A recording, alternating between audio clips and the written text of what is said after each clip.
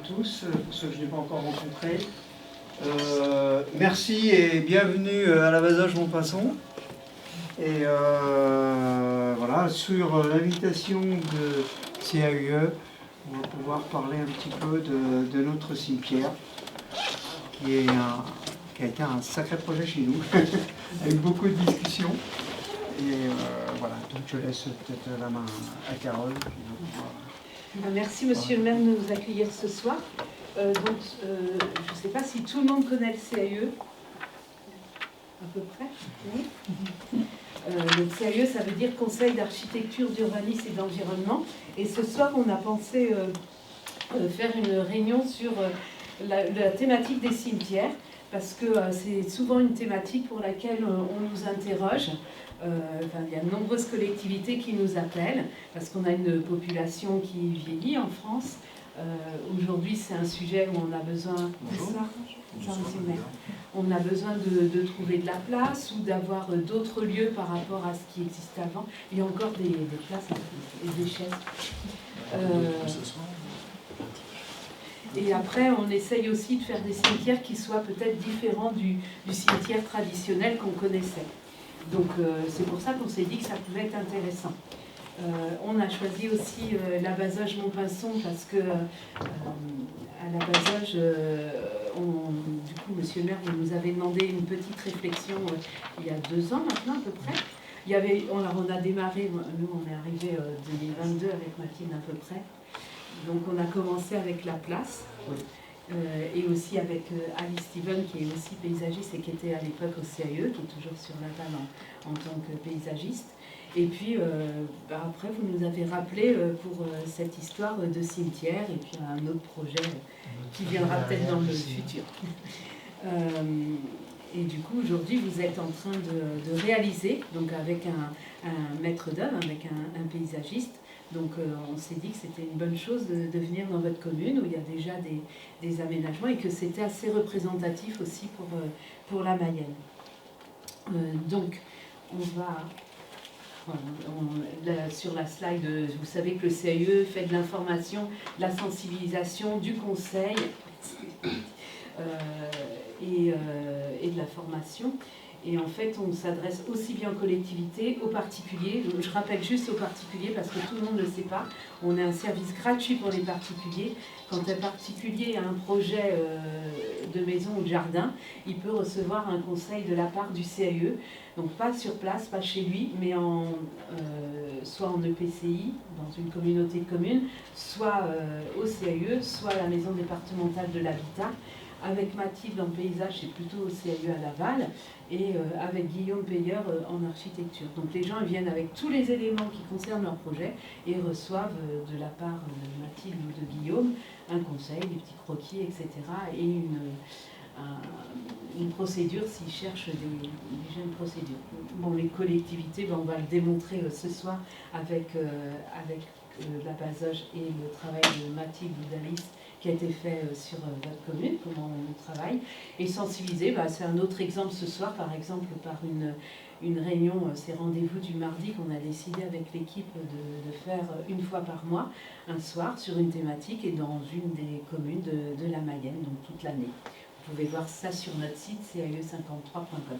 C'est une sorte de sensibilisation, on en fait plein d'autres, et vous pouvez retrouver tout ça sur le site aussi avec notre rapport d'activité, puisqu'on est associatif et qu'on a des adhérents et qu'on fait une assemblée générale tous les ans où on raconte ce qu'on a fait l'année précédente. Voilà. Donc ce soir, Monsieur le maire nous a accueillis. On va avoir une petite introduction sur la thématique avec Mathilde Dugron, qui est paysagiste conceptrice au CAUE de la Mayenne. Donc il va nous parler du thème en général. Et puis ensuite, Monsieur le maire nous parlera aussi de la commande, ce que vous nous avez demandé au départ et comment est venu ce projet. Mathilde montrera un petit peu l'étude qu'on a fait pour répondre. Et puis ensuite, Guilain Rabel, de Feuille à Feuille, nous expliquera le projet qui est en cours aujourd'hui. Ensuite, vous nous raconterez aussi, toujours pour l'agence Feuille à Feuille, comment vous répondez en termes de cimetière sur d'autres exemples que vous avez déjà fait ailleurs. Et puis ensuite, nous aurons, alors on a avec Valentine, donc, qui est au CAE aussi, architecte, on a interrogé quelqu'un qui a écrit un livre, un architecte, qui est à la retraite maintenant, qui s'appelle Marc Faudot, et qui a écrit un livre il y a 2 ans sur les cimetières, des lieux de vie et d'histoires inattendues.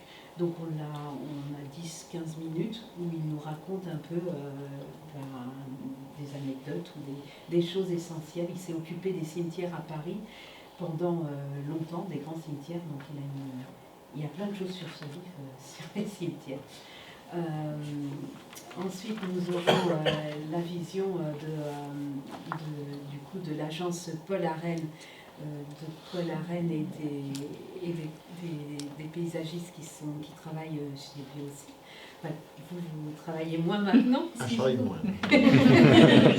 Mais la main est passée, donc et vous nous parlerez d'un cimetière que vous avez réalisé, qui est paysager, à changer, donc qui est une extension d'un cimetière traditionnel.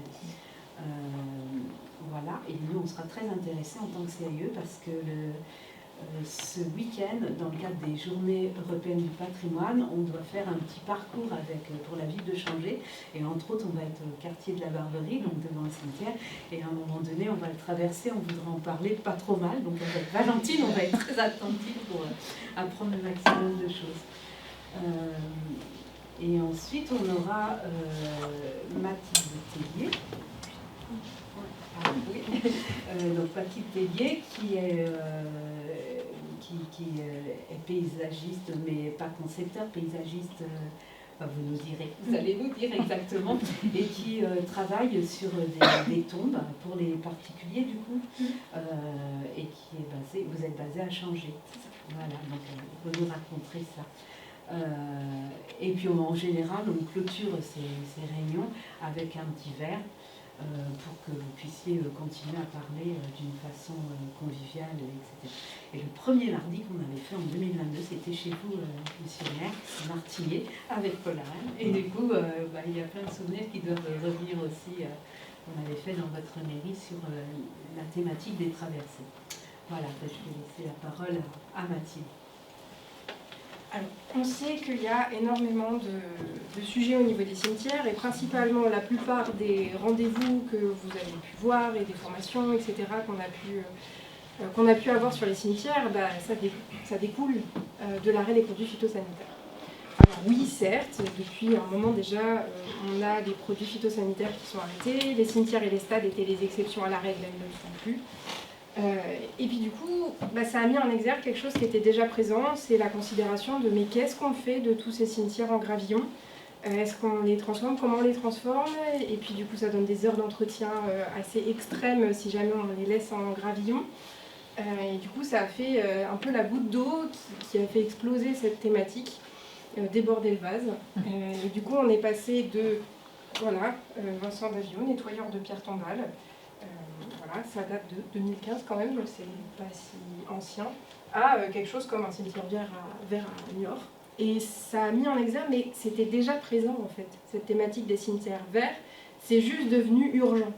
Et du coup, on est passé d'une volonté écologique à une volonté politique ensuite, de est-ce qu'on met ça en place ou pas.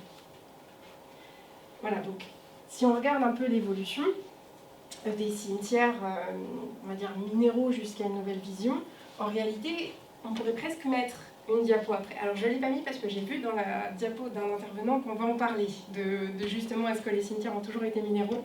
Donc, je laisserai derrière quelqu'un raconter. Mais il est vrai qu'on a une évolution qui est toujours poursuivie, de se dire, au final, est-ce que c'est si intéressant que ça d'avoir un cimetière entièrement minéral ? Bon, déjà, c'est difficile de manger les pissenlits par la racine s'il n'y en a même pas. Donc, et puis les cimetières, c'est aussi pour les vivants. C'est pas juste pour les morts qui y sont enterrés. Donc il y a plein de considérations. Et puis, en plus de ça, qui s'y ajoute, mais il y a quand même la faune, la flore, c'est un grand espace ouvert.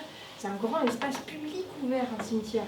Donc, la nécessité d'adapter au changement climatique. Ça fait beaucoup de surfaces imperméables, avant traitées par des phytosanitaires, donc en plus, il n'y a plus rien qui pousse. Et puis, se pose en plus de ça, d'accord, on aimerait bien, mais on a quand même une diminution des moyens humains et financiers. Et ça, depuis pas mal d'années. Alors, comment on le fait ? Voilà. Par contre, c'est un peu dur parfois de faire avaler la pilule. Il est vrai que un changement, ça a été vu parfois comme une énorme rupture, ce fait de considérer les cimetières comme étant verts, surtout ceux qui ne l'étaient pas à l'origine. Voilà, c'est des générations de gens qui ont maintenu à entretenir les tombes, à les nettoyer, à faire attention à ce que ça fasse propre. Là, j'ai un article par exemple à Verrières-en-Anjou, un cimetière un peu trop vert. La prolifération de la végétation dans les cimetières a amené un habitant en colère à apostropher la mairie. Je pense qu'il y a beaucoup d'élus dans cette salle qui pourront connaître, malheureusement, ou ont connu des problèmes similaires. Celle-ci explique que la démarche est volontaire pour préserver la biodiversité. Donc un énorme besoin de sensibilisation auprès de la population, surtout pour les cimetières existants. Et puis c'est un peu compliqué, parce qu'un cimetière, certes, c'est un espace public, ouvert, déjà sécurisé, très particulier, mais en plus, c'est comme s'il était constitué d'une multitude d'espaces semi-privés. Chaque tombe, elle appartient un petit peu à quelqu'un, en tout cas, elle est louée, c'est une concession qui, quand même, appartient à la famille. Donc chacun a un peu son mot à dire sur le petit espace auquel il a le droit, avec tous les problèmes de sensibilité qui peuvent y être liés. C'est tout de même un lieu particulier, comme je disais. Quelque part, il a toujours été au départ, il était plutôt proche du bourg, puis de plus en plus éloigné, puis au final, l'urbanisation a rattrapé les cimetières, donc il se retrouve de nouveau proche des bourgs, mais quand on fait des extensions, au final, avec les lois d'urbanisme, on est fini par les éloigner de nouveau, donc toujours plus loin. En même temps, on ne peut pas s'empêcher. Quand on est dans un cimetière, c'est une ambiance très particulière. Quelqu'un qui aime bien se promener dans un cimetière, on va dire « Ouh là, pourquoi ?» Donc il y a un peu ce « souviens-toi que tu vas mourir quand même » dans un cimetière très particulier. Mais mine de rien, c'est quand même un espace ouvert, sécurisé et calme. Et ça, c'est pas commun. Même en campagne, certes, on a beaucoup de chemins, mais toujours est-il que des espaces grands, ouverts, publics, on n'en a pas tant, surtout aussi proches des cœurs de bourg. Du coup, ça donne des usages multiples. Alors, je pense que ce qu'on pourrait le plus communément avoir, bien sûr, c'est le recueillement. Mais au final, ce qui est encore plus commun dans un cimetière, ça va être le point d'eau. Les randonneurs qui vont aller chercher à remplir leur gourde, ça, tout le temps. On va avoir la promenade aussi. Il y a quelqu'un qui a juste envie de promener dans une poussette un bébé. Un cimetière, c'est sécurisé. On peut faire le tour d'un cimetière, le bébé n'arrive pas à s'endormir, super. Même se promener. Et puis, le jardinage, mine de rien. C'est quand même une multitude d'espaces semi-privés, donc on peut avoir du jardinage. On va même vous montrer une vidéo jusqu'où peuvent aller les usages des cimetières et à quel point la parole s'est ouverte actuellement sur ce qu'on peut y faire. Donc je vais laisser Valentine passer la vidéo sur Jardiland. Donc là, on est après les fêtes de Pâques. Donc les cimetières, en ce moment, c'est comme à Jardiland. Vous pouvez récupérer toutes sortes de plantes que vous pouvez replanter chez vous pour vous faire de jolis parterres fleuris. Regardez-moi ça, par exemple. Là, on a un beau petit ajonc avec un petit buisson très très sympa. Donc ça, je récupère. Ici, qu'est-ce qu'on a? Je ne sais plus comment ça s'appelle, ces fleurs-là, mais ça va repousser. En tout cas, ça a l'air très sympa. Là, on a des genres de petits œillets d'Inde. Qu'est-ce qu'on a d'autre là? Je sais plus comment ça s'appelle ça. Ici, là, on a un petit arbuste aussi qui peut très bien repousser avec du rosier. Donc ça, c'est vraiment génial. Donc là, voilà, je fais mon petit marché. Donc moi, je vous invite à faire de même. Aller au cimetière, regarder un petit peu ce qui vous plaît, récupérer voilà, dans les poubelles, hein, bien sûr, on s'entend. Hein. On ne récupère pas ailleurs que dans les poubelles, hein, bien évidemment.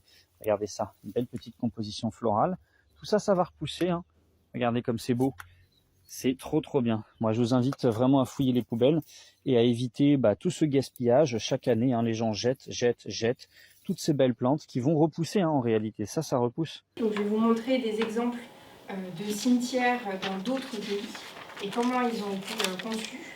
Là, c'est à Drongen, donc c'est en Belgique. Ce qui est particulièrement intéressant au niveau de ce site-là, donc ils ont un cimetière, malheureusement plus beaucoup d'espace. Du coup, obligés de faire une extension. Et au final, quand ils ont fait l'extension, ils se sont rendus compte qu'ils avaient deux projets. Vous n'avez pas forcément les financements pour les deux, ou les terrains surtout pour les deux. Et qu'au final, ils pouvaient coïncider. Les deux projets, c'était un verger et un cimetière. Et du coup, ils se sont dit, on va faire les deux. On va faire les deux ensemble. Et ils ont fait un verger où on peut, du coup, enterrer les morts auprès des arbres fruitiers.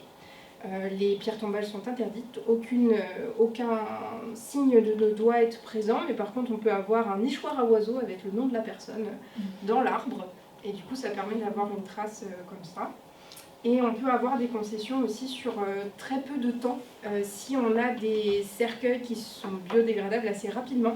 Ce qui permet, par exemple, pour les gens d'avoir des concessions qui coûtent un peu moins cher. Et surtout, quand on n'a pas forcément de famille liée, de ne pas avoir une concession où quelqu'un va devoir entretenir la tombe pendant encore des années et ne pas savoir si c'est possible. Ils ont aussi un site sur place où ils se sont rendus compte, quand ils ont fait des fouilles, qu'il y avait un site ancien où il y avait déjà des tombes qui datent de l'âge de bronze. Et du coup, ils ont décidé de faire ce qu'on appelle en France comme un jardin du souvenir où on peut épandre les cendres. Et bien en fait, sur le lieu le plus ancien de la commune, où il y a les tombes les plus anciennes. Et comme ça relie aussi à l'histoire et à l'identité de la commune. Voilà. Un autre exemple, ça c'est à Saint-Alban, donc c'est Bedfordshire, et c'est en Angleterre. Et là, du coup, c'est uniquement en bois pour, si on veut, une signalétique. C'est proche de la forêt. Et du coup, on est vraiment en lisière. Et c'est juste entretenu en tonte, c'est tout. Il n'y a aucun chemin. C'est assez naturel. Et de même, ils sont, je dirais en cheville, pas vraiment, mais ils ont une collaboration avec quelqu'un qui fait des cercueils en osier sur place. Donc ça peut aller très loin, cette histoire de cimetière naturel. Et surtout, ça a un sens à la fois économique pour les familles, on n'y pense pas, mais un enterrement, ça coûte extrêmement cher. Écologique, quand on pense que le granit, il n'est même pas français quand on fait une pierre tombale, et le coût que ça peut avoir. La faune, la flore, la biodiversité, donc on a plein d'exemples comme ça de cimetières, et on va vous montrer une petite vidéo d'un cimetière du coup bien plus proche qu'en Angleterre, puisque là, il se trouve en Alsace, qui s'est inspiré de ces nouvelles techniques. En bordure de Muttersols, direction Ilsenheim, cette forêt va devenir un lieu sanctuarisé. Comme dans un cimetière traditionnel, le site va accueillir des urnes contenant les cendres de défunts. En Allemagne, ça commence à être très répandu. C'est donc un lieu où on peut enterrer une urne cinéraire au pied des arbres, un peu comme dans un cimetière. Hein. Au niveau réglementaire, ça aura le statut de site cinéraire isolé. Chaque famille peut avoir des concessions, exactement comme dans un cimetière. Pour cette forêt, la municipalité préfère le terme de sanctuaire à celui de cinéraire. Les arbres y seront en effet préservés. Que dans ce lieu, les arbres ne soient plus exploités pour des raisons économiques, ne soient plus exploités pour en faire du bois. Les arbres ici pourront mourir aussi de leur belle mort, avec juste la petite exception de la sécurité. Il y aura bien sûr une fréquentation dans ce lieu, et donc on sera obligé de veiller à la sécurité des branches qui pourraient tomber, quoi. Afin de permettre aux familles de se recueillir, un site mégalithique a été aménagé, un chantier auquel a participé une coopérative strasbourgeoise. Il s'agissait de créer un projet visuel également, pour lequel je me suis entouré de Delphine Harrer, qui est illustratrice par exemple. Et ce chantier-là est l'exemple de la force du collectif. 3 tailleurs de pierre ont créé plusieurs sièges disposés autour d'un autel, le tout au pied de 2 grands chênes. Donc Jean-Louis Bois, Emmanuel Rinaldo se sont greffés à moi sur ce chantier pour chacun réaliser des pierres qui aient justement 3 pattes, 3 finesses, 3 signatures sur les pierres. Et voilà, et le but c'était justement de créer un peu des assises, que chacun puisse s'y mettre un peu comme on veut, qu'on soit pas dans le siège, qu'on soit pas dans le banc, mais vraiment dans le minéral, un peu le rocher brut, quoi. L'architecte de notre salle de spectacle qui vient d'être terminée, Monsieur Ritzenthaler, qui a eu avec Jonathan Christ, qui est son ami, ils ont eu cette idée de ce site mégalithique au pied des 2 chênes que vous voyez, qui sont des chênes probablement bicentenaires, déjà protégés. Vous voyez que le marquage est un marquage déjà ancien au titre d'une réglementation européenne Natura 2000, et nous nous sommes engagés à ne pas couper ces arbres. Ces 2 arbres vont garder un caractère collectif. Ils ne pourront pas devenir une concession familiale parce qu'ils sont trop beaux. La forêt compte une 50aine d'arbres, chacun permettra d'accueillir 12 urnes disposées en cercle, tel un cadran solaire. Les tarifs des concessions seront identiques à ceux fixés pour le cimetière du village. Je terminerai juste par d'autres exemples français. Là, on a vu jusqu'où ça pouvait aller, vraiment l'enterrement au plus plus simple, on va dire, et puis aussi à tout ce qui a changé par rapport à l'incinération qui devient de plus en plus commune, et aux possibilités que ça engendre sur les extensions de cimetières, aux nouveaux cimetières aussi proposés. Je montrerai quand même quelques exemples d'autres cimetières, dont ce canal qui fait partie du cimetière paysager de la Baule, qui a été réalisé par l'agence Pénal Paysage. Ce qui est intéressant, c'est quand on parle de jardin du souvenir, je pense que vous avez pas mal d'exemples mayennais qui vous viennent en tête de l'espace de galets avec une stèle, et ça s'appelle un jardin du souvenir. Un jardin sans plantes, il faut quand même être fort pour réussir à en faire un. C'est possible, mais c'est complexe. Là, l'idée, c'est d'avoir un canal où on peut disperser les cendres, et ça a quand même beaucoup plus de poésie et puis de sens. Ou même à une échelle beaucoup plus petite, et là on va voir qu'on va aller jusqu'à l'échelle de la tombe avec Mathilde derrière, mais de quelqu'un qui a acheté une concession en tant qu'artiste, pas pour enterrer quelqu'un, mais tout simplement pour y planter un potager en plein milieu du cimetière. Et qu'est-ce que ça a amené comme conversation de gens qui se croisaient dans le cimetière mais qui jamais ne se parlaient? Et bien là, rien qu'avoir un petit espace de potager en plein milieu et puis ramener la vie en plein milieu d'un cimetière. Un dernier exemple qui a été fait par l'atelier Frédéric Garnier, d'un cimetière, une extension de cimetière qui était très proche d'un bois classé. Et du coup, comment allier un espace qui peut être traversé, cheminé, et un cimetière? Et du coup, réussir à avoir un cheminement où on ne va pas directement proche des tombes, mais quand même avoir et l'espace public et le cimetière et la promenade et tous ces usages qui réussissent à rentrer dans le même lieu sans jamais gêner les usagers qui ont différentes raisons d'y aller. Et il y a aussi cette idée du verger camion, donc avec les cendres qui peuvent être enterrées sous un verger, qui revient dans ce projet, et on en voit la réalisation juste derrière. Voilà, je pense que là vous avez bien compris de pourquoi on évoquait le titre « Repenser les cimetières », des lieux de recueillement, voilà, aux lieux de vie, et c'est vraiment l'idée qu'on voulait transmettre, au-delà de juste discuter de leur entretien et de l'arrêt des produits phytosanitaires, où là je pense qu'on a quand même énormément de ressources sur le sujet. On veut aussi élargir à, mais au final, comment on fait un cimetière actuellement et pour qui? Voilà. Dernière petite vidéo pour introduire le sujet, et puis ensuite on avancera sur les autres intervenants. Ça vous montre que le cimetière, d'une façon, on ne le voit pas comme d'habitude. Mais voilà, c'est aussi un lieu où il peut se passer plein de choses. Donc maintenant, on va passer avec Monsieur le maire, Pascal Renard. Vous allez nous expliquer comment vous en êtes venu à vouloir réfléchir sur une extension de votre cimetière. Pourquoi vous êtes venu ensuite vers le CAE, puis ensuite Mathilde continuera, et ensuite Guilain continuera aussi. Oui, alors tout d'abord, notre cimetière qui est juste à côté de l'église, c'est un cimetière qui a été conçu pour une commune de 150 habitants. Et en 1971, il y avait 165 habitants et il était déjà aux 3/4 plein, le cimetière. Donc il y a eu des tombes qui ont été relevées dans différentes années. Et puis là, on arrive à un système on arrive à une situation où on ne peut plus relever de tombes. Donc on a contacté un petit peu le CAE pour nous aider à réfléchir, savoir si c'était possible d'agrandir le cimetière vers cette partie extérieure du cimetière qui donne juste derrière la mairie. Et puis on avait deux projets en même temps. On avait le projet de la place, la rénovation de la place, le cimetière, et le CAE. Quand on a contacté le CAE nous a expliqué qu'il avait besoin d'avoir une vision globale sur la place et ce qu'on pouvait y faire. Et en fait, quand on a vu le schéma, on s'est aperçu qu'il y avait encore tout un aménagement qui était possible derrière. Et on s'est dit, c'est pas bon, il ne faut pas qu'on fasse une cimetière ici parce que ça va nous empêcher de développer le côté paysager autour de la mairie. Donc on a eu une autre réflexion, on s'est dit, il faut qu'on trouve un terrain en extérieur, puisqu'il n'y avait plus de place possible ici.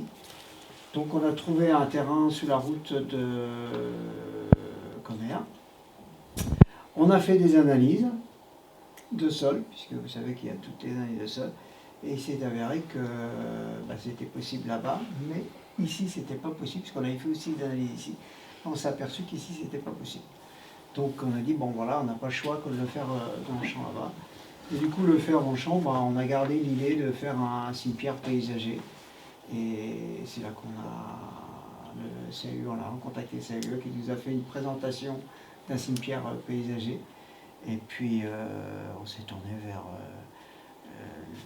notre maître de feuille à feuille qui nous a fait une très belle esquisse qui nous a bien plu. Et on s'est dit, voilà, c'est plutôt dans ce sens-là qu'on va partir. Mais l'idée de départ, c'est le CAE qui nous avait donné un bel exemple d'un cimetière paysager. Et franchement, ça nous a plu. Enfin, toute notre commission cimetière, ça nous a plu. Voilà. Si tu peux montrer l'étude.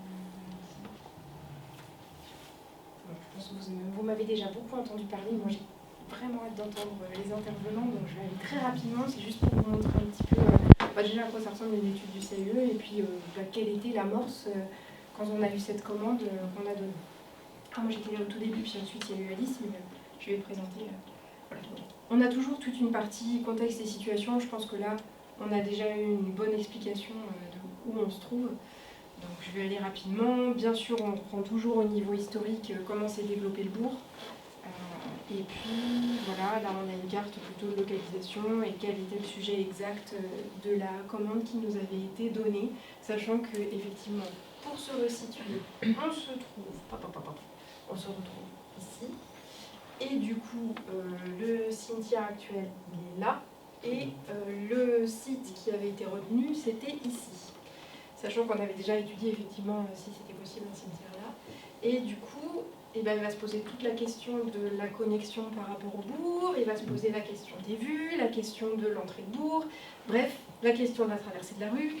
Beaucoup de choses du coup que ça soulève d'avoir un site à cet endroit-là. Et du coup, on a essayé d'analyser un petit peu tous ces différents éléments, comprendre un petit peu comment était constitué le bourg, et puis quelles étaient les poches ouvertes et comment est-ce qu'on pouvait avoir du coup la lisière du bourg qui se décale et une connexion du coup de cheminement qui continue grâce à ça. Parce que mine de rien, c'est quand même pas anodin de placer un cimetière à l'extérieur. Ça aurait été quand même assez intéressant avec tout ce que je viens de vous raconter, d'avoir un espace ouvert, sécurisé, etc.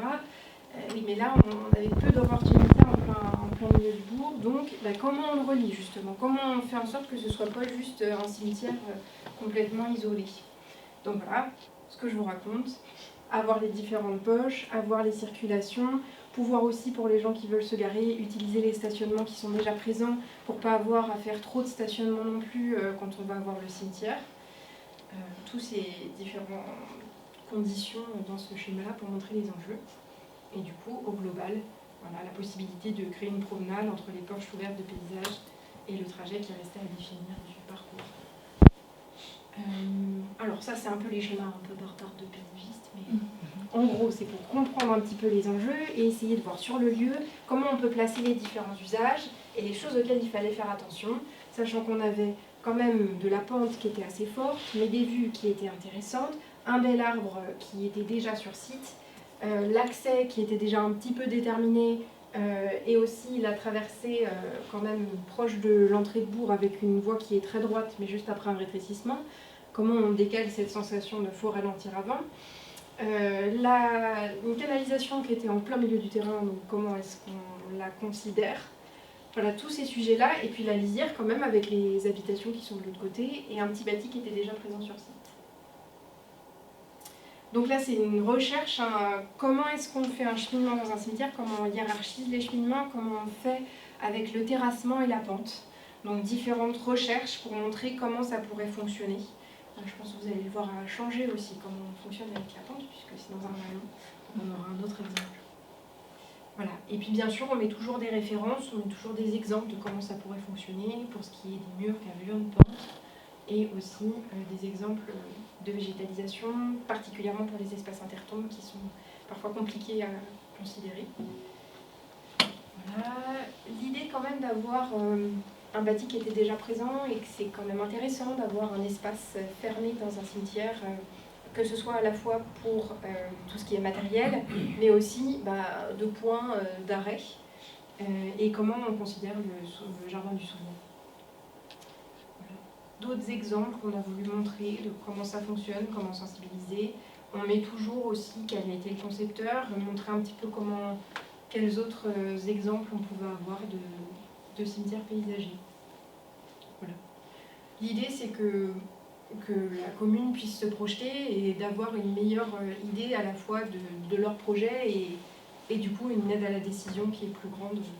Le but, c'est que derrière, ils aient la volonté politique forte, mais aussi suffisamment de billes pour pouvoir prendre leurs décisions sur ce qu'ils veulent faire, et dans l'idéal, prendre un concepteur derrière pour pouvoir affiner au niveau de ce qu'ils souhaitent. Et là, on est très content puisque c'est ce qui a été le cas. Voilà. On essaye, c'est la ligne fine de savoir jusqu'où on va pour au moins donner quand même un minimum de rendu et que les élus puissent se projeter, et du coup que la commune puisse se projeter, mais que derrière, pas trop précis pour que si jamais quelqu'un reprend le travail, on est quand même... Mais au moins visuellement, voilà, où se trouvait chaque élément, comment on pouvait aménager avec la pente, avoir quand même des espaces intéressants, surtout au vu de la quantité d'espace et pas juste des rangées de tombes. Ce serait quand même moins intéressant si on veut un espace multi-usage. Voilà. Donc, je suis allée assez rapidement là-dessus. Maintenant, je vais laisser Pista Mabel pour nous parler de... Et maintenant qu'on a fait ça, comment est-ce qu'on prend... Comment on prend le relais derrière.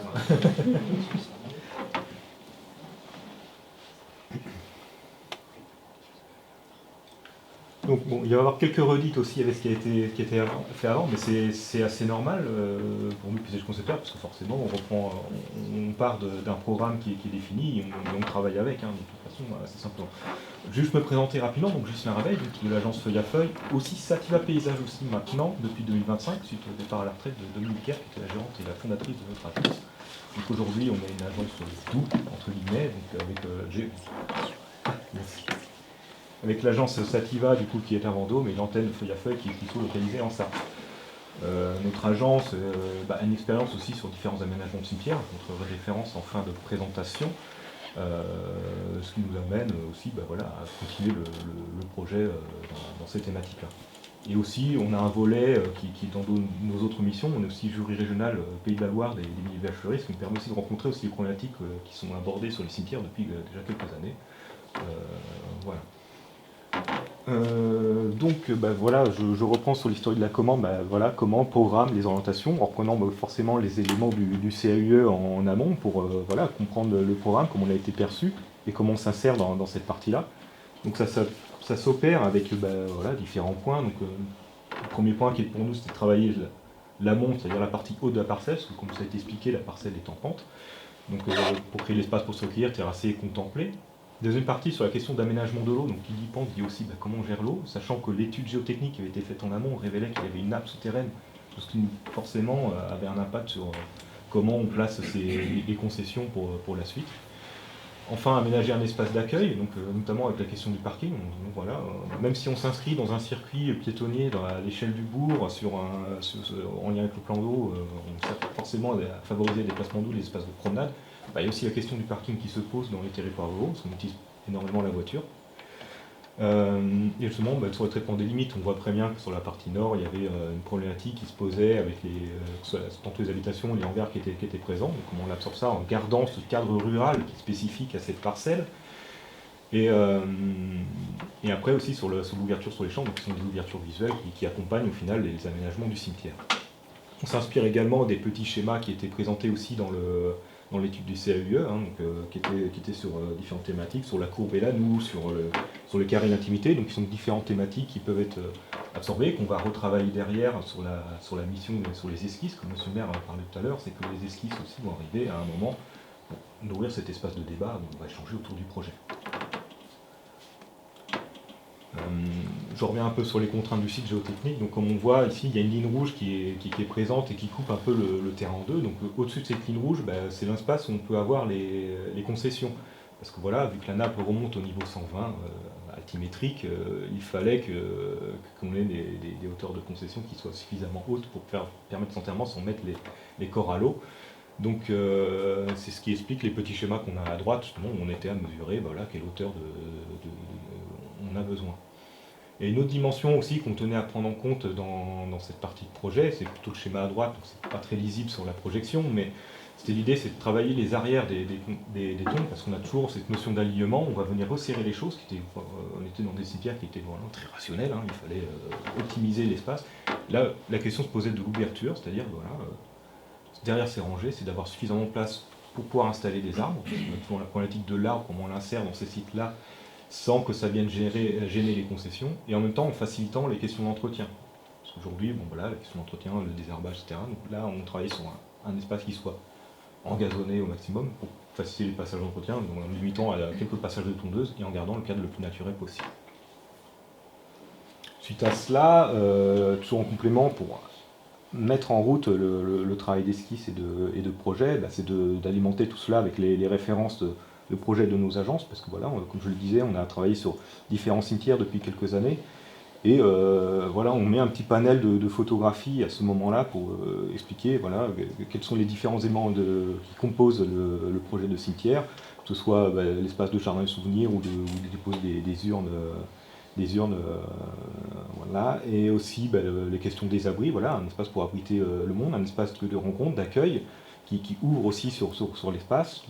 Ensuite, les questions des allées, en enrobé, en stabilisé, on parle des matières différentes, et nous on confronte ça également sur la question de comment ça fonctionne, quels sont les retours qu'on a eu sur les autres communes, quelles sont les difficultés de chantier qu'on a pu rencontrer. Voilà. Ce moment d'esquisse, c'est l'espace de débat général où tout le monde se donne un peu à cœur joie sur quelles sont nos envies, qu'est-ce qu'on peut apporter dans notre projet à ce moment-là, et sans être tout de suite trop dans la technique. Parce que le but c'est de rester libre, de trouver la bonne idée tout de suite, sans avoir à venir trop vite en arrière plus on se rapproche du chantier. En fait. Donc pour illustrer ça, on a remis deux plans qui avaient été faits à l'esquisse, donc qui sont assez similaires, mais qui ont plein de petites subtilités qui ont été travaillées dans ces moments de débat. On voit justement ce qui a été dit depuis le début sur la partie à gauche, donc des aménagements. On est plutôt sur l'espace qui dévolue au cimetière. Avec, on avait 2 allées au début qui se mettaient en place ici pour faire vider les gens. Et arriver après sur la partie du cimetière qui est beaucoup plus ouverte, qui a une dimension de place un peu en virgule ici, qui avait pour notion d'agrémenter les points de vue depuis les points hauts et dans un espace qui soit beaucoup plus ouvert sur le paysage naturel qui nous entoure. C'est un peu le but des vues qu'on avait du coup sur le côté, donc des vues esquissées, des croquis assez simples pour le début. On ne cherche pas à arriver dans une image qui soit trop figée. L'idée c'est qu'on ait un objet qui soit critiquable dès le début pour justement faire ressortir toutes les idées et faire en sorte que personne ne se sente bloqué dans le projet et soit libre de parler librement. C'est-à-dire que donc là, sur la petite vue en haut à droite, on met le petit abri, on se dit l'abri peut-être qu'il est au bout de chemin. Au final, ce croquis nous a fait varier le projet en le mettant dans un emplacement un tout petit peu plus discret. On voit un petit peu plus, là, on schématise, on met les petites tombes sur les côtés et on voit du coup que le principe des allées qu'on met derrière, qui sont beaucoup plus ouvertes, qui permettent d'avoir des petits chemins de traverse en arrière pour agrémenter la promenade, et où les arbres ont la place de se développer. La question du jardin de souvenirs, là, quelque chose d'assez sobre aussi, qui a été évoqué, avec des petits murets pour pouvoir mettre des assises, d'avoir un petit espace confessionnal au pied avec l'esprit des minérales à côté, mais en même temps en ajoutant un peu de plantation qui viennent accompagner le chêne remarquable qui était identifié sur le site. Le but c'est de faire travailler cela ensemble. Et enfin, au fur et à mesure des échanges, le projet s'affine. Là, on est sur le plan qui arrivait peu avant la consultation des entreprises. Donc là, on voit que le projet a un peu évolué. La parcelle a été divisée en deux pour entrer dans une dimension un peu plus économique du projet, un peu plus restreint, parce que finalement, plus de surface, plus d'entretien, donc la gestion devient plus compliquée. Et en même temps, on fait varier aussi les volumes. La ligne rouge dont je parlais tout à l'heure, où il y avait les concessions qui nous limitaient, elle a un peu évolué, c'est devenu la cote bleue. Donc on sait qu'on a un petit modelé de terrain qui s'installe, on travaille avec l'économie terre en disant on en apporte le moins possible, on regarde ce qu'on a sur place, et on nivelle pour faciliter aussi les accessibilités, notamment pour les PMR, qu'on voit qu'il ne reste maintenant plus qu'une grande allée. Ces grandes allées, on a travaillé pour qu'elle ait une pente la plus douce possible, pour que ce soit facile d'accès, en se mettant en petite réserve aussi au niveau de jardin souvenir, une place accessible pour un véhicule, au cas où on a besoin d'accéder plus haut sans avoir à parcourir, parce que mine de rien, la longueur du site, c'est quand même une centaine de mètres à parcourir, donc on a gardé ça. Et après, dans l'autre composition, donc on garde l'Anou en plein milieu du cimetière, qui fait une sorte de transition entre l'espace paysager avec les bosquets d'arbres, qui sont dans l'esprit très rural, qui vont marquer l'entrée du site, et la partie cinéraire. Et enfin, on a retravaillé aussi le parking à l'entrée. On n'a pas voulu un parking qui soit minéral non plus. On voulait garder un esprit du site qui soit vraiment dans le plus paysager possible. Donc on est sur un traitement en mélange terre-pierre, qui permet de soir des véhicules aussi dessus. Et on est en gardant un couvert végétal et un accompagnement d'arbres. En même temps que cela, du coup, on est arrivé sur l'affinage des détails techniques. Donc on pose des questions sur pas mal d'éléments de mobilier, que ce soit le jardin souvenir, comment on le conçoit. On est encore aujourd'hui à devoir décider quel est le motif qu'on met en place, parce que c'est une question d'évocation qui fait partie aussi des petits détails. Il y a une passerelle pour enjamber la double. On posait la question justement, comment ce soit pas glissant, comment le bois va durer, comment on va l'entretenir. Enfin, tous ces aspects techniques arrivent à ce moment-là du projet. Et on développe aussi la palette végétale.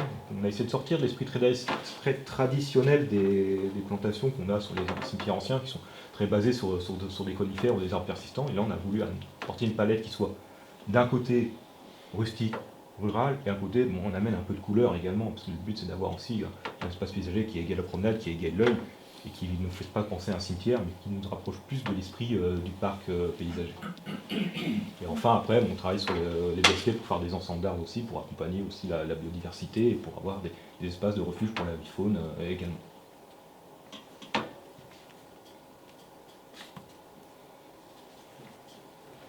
Donc, je ne sais pas si vous avez des questions sur le projet du cimetière pour en parler. J'essaie de passer assez vite sur cette partie-là, parce que le chantier va commencer dans quelques temps, donc on n'est pas encore sur des images de réalisation.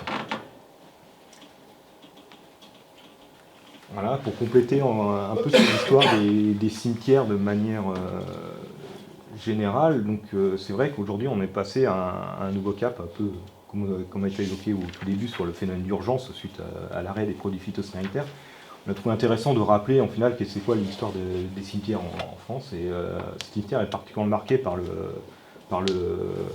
l'entrée au XIXe siècle avec la promulgation des lois de Napoléon qui donnait l'intérêt de sortir des cimetières paroissiaux et d'avoir des cimetières comme espace public, des cimetières qui soient communs.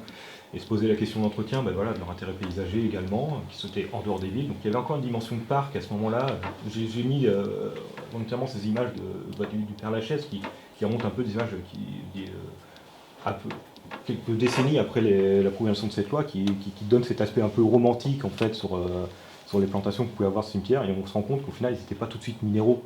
C'était d'abord une question, il fallait créer des parcs aussi, parce que la ville est venue grignoter petit à petit les espaces qui étaient autour. L'entretien se faisait aussi par la collectivité, hors Mileton, parce que les concessions, comme on l'a dit, c'était un espace qui était loué. Donc l'idée c'est de se rappeler, au final on est quand même sur un lieu public où l'ornement était très présent, autant pour le mobilier funéraire que pour les plantations qui étaient prévues.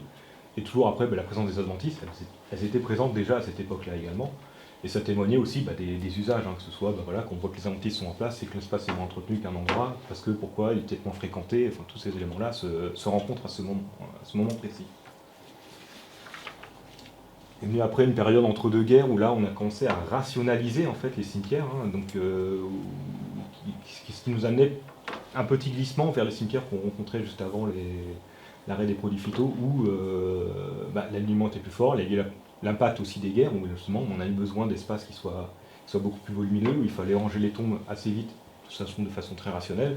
Mais déjà dans cet esprit on rencontrait encore qu'il y avait cette question d'entretien qui était posée avec les adventistes qui étaient présents. On a quelque chose de plus rural, un peu moins entretenu, peut-être du fait de l'urgence, etc. Et enfin, après-guerre, dans les années 60, il y a eu le grand impact qui a changé le paysage des cimetières qui était fait par les produits phytosanitaires. Et c'est là qu'est venue l'image un peu du propre, du gravillonné qu'on pouvait avoir, avec les tombes bien alignées, et les problématiques qui sont posées. Les petites images qui montrent aussi que l'engazonnement se fait progressivement suite à l'arrêt des produits, ou alors le traitement des pieds, comment cela pouvait se faire également. Donc ça, c'était la période d'après-guerre, sauf qu'on a habitué aussi toute une génération à cette vision de cimetière qui aujourd'hui on retravaille, on cherche à remettre un peu un peu en question. Donc l'impact a été tellement fort qu'aujourd'hui, la première étape a été la communication, et ça je pense que vous êtes confrontés aussi pas mal de fois sur toutes vos communes, qui est comment on fait accepter à la population qui s'était habituée à un paysage spécifique du cimetière très minéral, à aujourd'hui comment on accepte entre guillemets la mauvaise herbe, comment et pourquoi, c'est la loi dans la première partie, mais après de l'autre côté, la communication, parce que c'est vrai que c'est le volet le plus important quand on fait cette transition de cimetière, c'est de faire accepter à l'ensemble de la population ce changement de, entre guillemets, de paradigme du cimetière. Et quels sont les axes de communication à mettre en place à ce niveau-là. Du coup, l'idée c'est de remettre à ce moment-là ces nouvelles versions des aménagements, se dire il faut accepter plus de végétal, laisser plus de place, être un peu moins rationnel sur les emplacements des tons, en fonction forcément de l'espace disponible, mais de travailler autrement. Et enfin, ça amène justement toutes nos thématiques d'aménagement qu'on a pu avoir sur les projets de cimetières. Donc là, le premier qui a travaillé, dont je ne l'ai pas encore l'agence, c'est vers le Hamon, c'était mon collègue David Rançon qui avait travaillé dessus. Donc c'était une extension de cimetière, et comme on peut le voir sur le plan de l'aménagement, on est sur une extension avec un cimetière qui était dit ancien au final, et qui c'est un peu resté comme ça. C'est que on part du principe il y a le nouveau cimetière, il y a l'ancien cimetière, mais en même temps, le fait d'avoir fait cette extension va venir faire changer le paysage de l'ancien également. Donc ça permet d'avoir ces confrontations des deux sur un même territoire, était assez intéressant. Et il y a eu ce travail aussi sur l'ensemble, d'avoir un espace d'accueil qui est quand même assez architecturé, qui soit avec un espace de jardin de souvenirs, avec une union de souvenirs qui soit aussi imposante, en restant quand même dans des domaines qui sont propres au mobilier funéraire, et tout en agrémentant cela de plantations assez généreuses à ce moment-là. Donc là, les photos, pour moi, sont pas loin d'après la livraison. C'est vrai qu'aujourd'hui, le cimetière a bien poussé, où les arbres, aujourd'hui, on ne voit plus les tuteurs, mais on va avoir un espace ombragé beaucoup plus important. Une autre référence, ça c'est un cimetière sur lequel j'ai travaillé, il y a eu 2 volets sur ce projet-là. Donc il y avait c'est le cimetière d'Ivry-l'Évêque à côté du Mans. Comme vous voyez, c'était une parcelle du cimetière ancien en triangle, où on a vu plusieurs époques qui se superposaient, et il fallait, par manque de place, on était en sortie de période Covid, et c'était un chantier qui était assez compliqué aussi, parce qu'il n'y avait plus de place dans le cimetière, il fallait gérer les chantiers en même temps que les enterrements, au même moment. C'était assez particulier, mais on a travaillé sur cette rénovation en intégrant un peu plus de verre, mais en restant dans le côté traditionnel aussi, parce que il y avait une identité qui était faite. Donc c'est encore un cimetière qui est en devenir au niveau de la croissance des végétaux, mais voilà, on allait souligner ce côté promenade, parce que même durant le chantier, il y avait une envie de venir se promener ici, alors qu'il y a peu d'espace de parc présent dans cette commune. Là, c'est un autre cas de cimetière qui a été fait il n'y a pas très longtemps, qui a été livré l'année dernière. Donc là, c'est dans le cadre d'une commune nouvelle. Les communes nouvelles aussi ont besoin de travailler sur des nouveaux espaces de concession. Il y a forcément plusieurs communes, plusieurs petits cimetières. À un moment, ils se sont dit on manque de place dans tous nos cimetières. C'est peut-être le moment de faire un travail avec un cimetière qui soit beaucoup plus grand, beaucoup plus commun.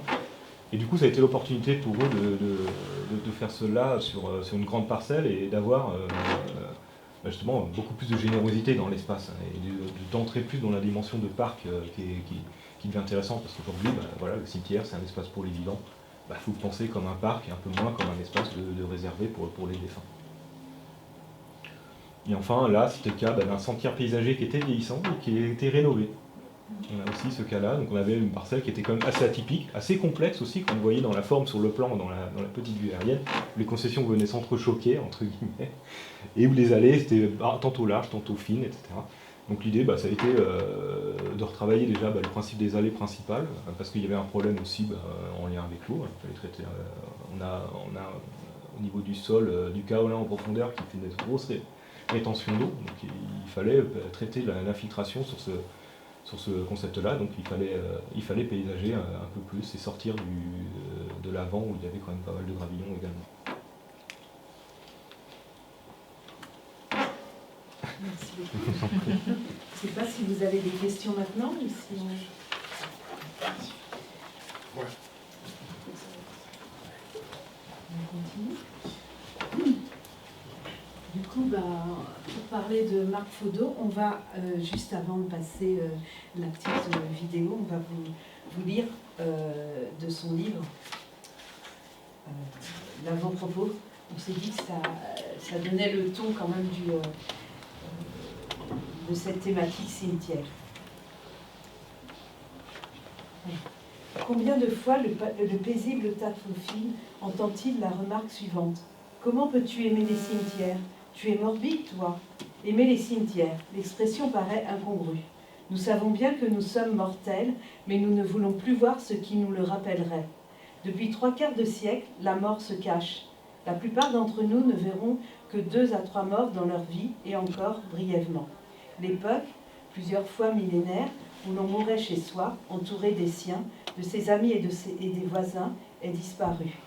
La mort et tout ce qui la rappelle ont quitté la sphère sociale pour être confiés aux spécialistes, médecins, soignants, personnel des pompes funèbres. Désormais, nous mourons seuls et les endeuillés sont priés de vite se ressaisir et de ne pas exprimer leur douleur. Conséquence de cette situation, la visite au cimetière s'est raréfiée. Pourtant, depuis le début du XIXe siècle, les cimetières ont été conçus pour les vivants. Outre les préoccupations hygiéniques qui justifiaient de repenser leur concept, les législateurs voulurent apporter une réponse aux sentiments familiaux mis à bas sous la Révolution. Le cimetière fut même considéré comme un outil d'édification publique. La possibilité pour tous d'y être inhumés, quelles que soient ses convictions au regard des religions, la création des concessions, l'attention apportée à l'aménagement des nouveaux sites, aboutirent à ce que les cimetières deviennent des lieux non seulement de recueillement, mais aussi de promenade. L'exceptionnelle qualité architecturale et artistique déployée pour les tombeaux fut en cela décisive. Depuis la Seconde Guerre mondiale, l'intérêt pour les cimetières s'est réduit considérablement. Pourtant, calme et serein, le cimetière est aussi complexe. Il garde la trace des évolutions successives de la société et reflète les tensions actuelles. Sa gestion se fait dans le temps, long et encadré par un droit spécifique. Mais surtout, le cimetière est un lieu singulier où se mélangent le souvenir, la mémoire, l'histoire, la pensée, la beauté. Aussi ce dictionnaire,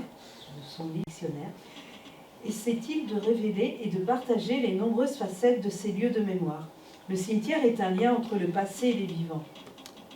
Si l'on prend la peine de s'y arrêter, les tombes révèlent le caractère humain de tout ce qui a été créé, découvert, inventé. La banalité apparente du monde dans lequel nous vivons est le résultat des efforts, des inspirations, des luttes, des succès et des échecs de ceux qui nous ont précédés. Ce sont des femmes et des hommes de chair et de sang, avec leurs qualités et leurs défauts, leurs peines et leurs joies, qui ont fait ce monde. Leur sépulture les incarne et nous rattache à eux. Le cimetière nous aide à nous souvenir, à comprendre le passé, sans lequel il ne peut y avoir de futur. En ces temps dans lesquels la vitesse, voire la frénésie, nous emporte, le cimetière est un précieux havre de tranquillité. Même les activités funéraires se déroulent posément. La déambulation y incite à l'introspection, dans un moment devenu rare. Cette promenade n'a rien de macabre, même si elle nous fait prendre conscience de notre fragilité et de notre vulnérabilité. Tout juste sommes-nous pris d'une légère mélancolie. Mais bien vite, la sérénité des lieux, le chant d'un merle posé sur le haut d'une stèle, la délicatesse d'une sculpture, voire l'humour, parfois involontaire, d'une épitaphe, ramènent le sourire aux lèvres. On ressort toujours plus fort d'une visite au cimetière.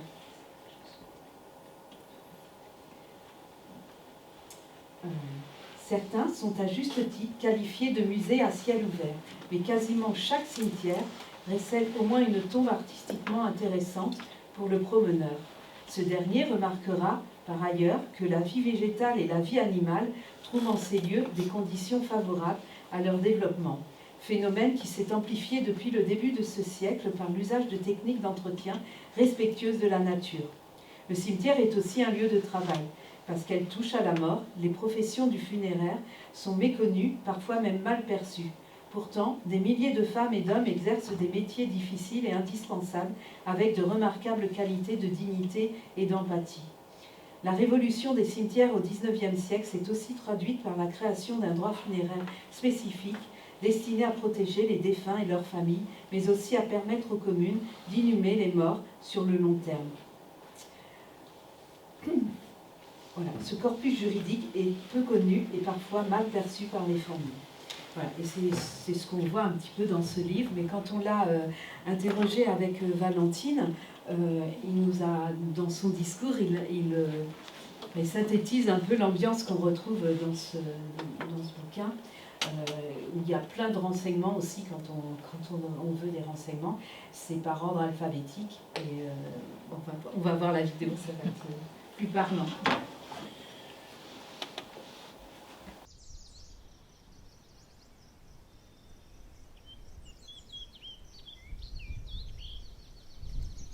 Bien, bah, écoutez, je m'appelle Marc Faudot. Je suis quelqu'un qui a été formé comme architecte à Toulouse. Et puis, à cette époque-là, ça l'est encore, je pense, aujourd'hui, mais assez compliqué pour les architectes. Et donc, il y a eu un moment où j'ai bien dû constater que je ne vivrais pas de ce métier. Et j'ai cherché d'autres possibilités. Et finalement, je suis arrivé à la mairie de Paris, non pas comme architecte voyer, mais dans la filière administrative de la mairie. Et j'ai eu la chance extraordinaire de pouvoir être le responsable du service des cimetières de la ville de Paris.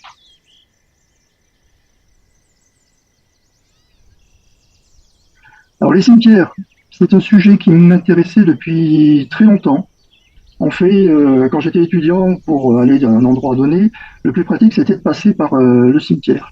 Et donc je passais, et puis petit à petit je me suis arrêté, j'ai regardé, j'ai vu, je me suis rendu compte du calme qu'il y avait, et donc j'ai toujours un peu visité là où j'allais avec mon épouse, les cimetières des villes où nous étions, c'était un intérêt.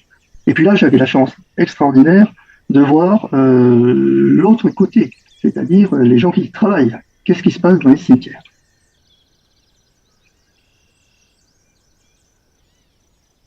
Alors les cimetières parisiens, Paris c'est toujours la même chose sur tous les sujets, il n'y a pas de différence entre Paris et une petite commune, si ce n'est les volumes.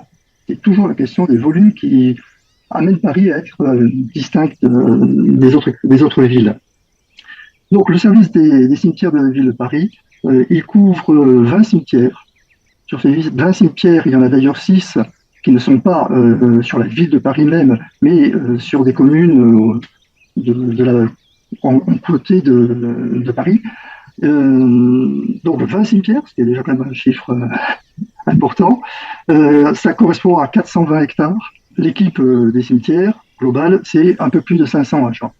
Le travail, donc, c'est d'abord une question de gestion. Vous imaginez bien, 500 personnes, ça veut dire aussi, il y a de la voirie, il y a des bâtiments, et puis il y a toute la partie funéraire, bien évidemment.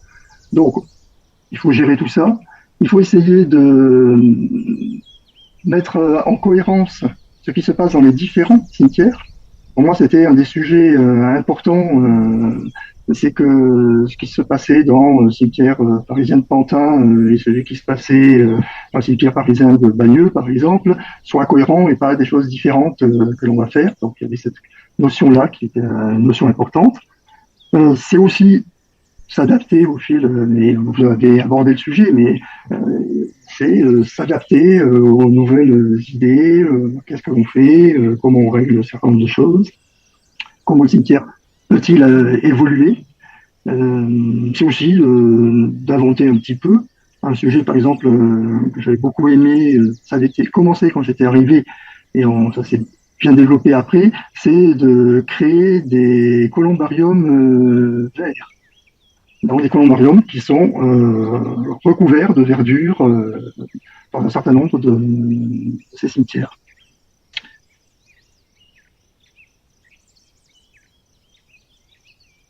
Alors, après, ben, ça a été est arrivé le moment de la retraite, et en cherchant un petit peu comment m'occuper, je me suis dit, il y a quand même une chose qui était frappante dans ma vie professionnelle générale. Quand on parlait de cimetière, personne ne sait vraiment ce que c'est qu'un cimetière. Il y a très peu de gens, par ceux qui y travaillent, qui comprennent vraiment ce qu'est un cimetière. Bon, tout le monde dit c'est l'endroit où sont les morts. Ouais. Mais c'est une complexité qui va bien au-delà de tout ça, comme vous le savez. Et donc, c'est là que j'ai eu l'idée de faire ce livre, en me disant, je vais essayer de montrer les différentes facettes de ce qui se passe dans le cimetière.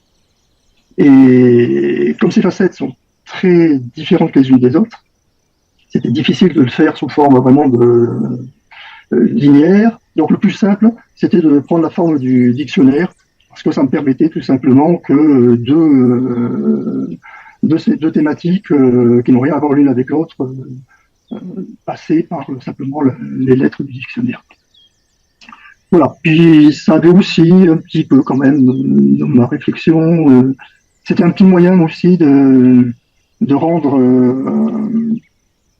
de mettre un peu en avant les agents qui travaillent là et de rendre ce qu'ils m'avaient donné.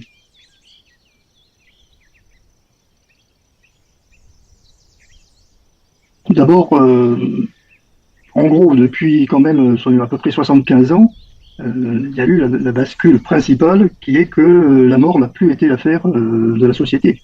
On a redonné ça aux spécialistes, les gens qui travaillent dans les cimetières, certes, toute la partie médicale, etc.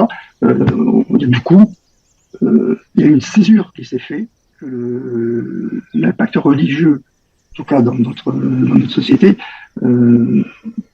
a, je ne dirais pas disparu, mais beaucoup diminué aujourd'hui. Donc les visions sont faites différentes. Il y a aussi le fait que les gens ne sont plus tous réunis dans une sphère assez réduite, etc. Les gens maintenant, dans la famille, vous pouvez les avoir en plusieurs endroits, plusieurs pays, etc.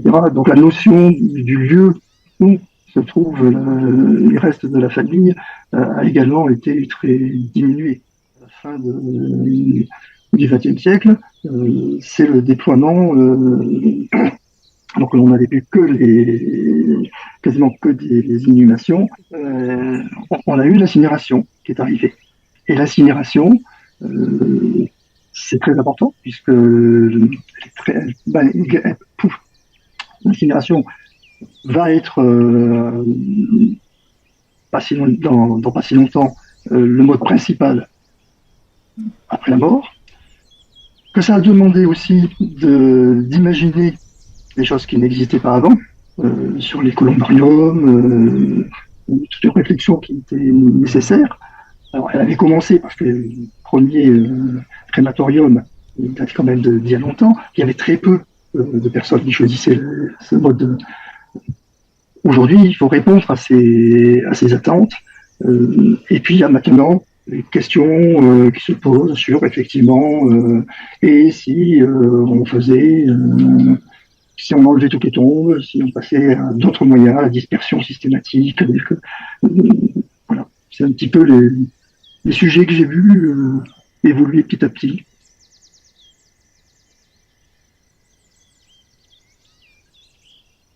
Alors, les cimetières, je suis persuadé qu'ils sont des... C'est même pas persuadé, c'est un fait. Ils sont effectivement des lieux de vie. D'abord, ils ont été conçus comme cela au début du XIXe siècle.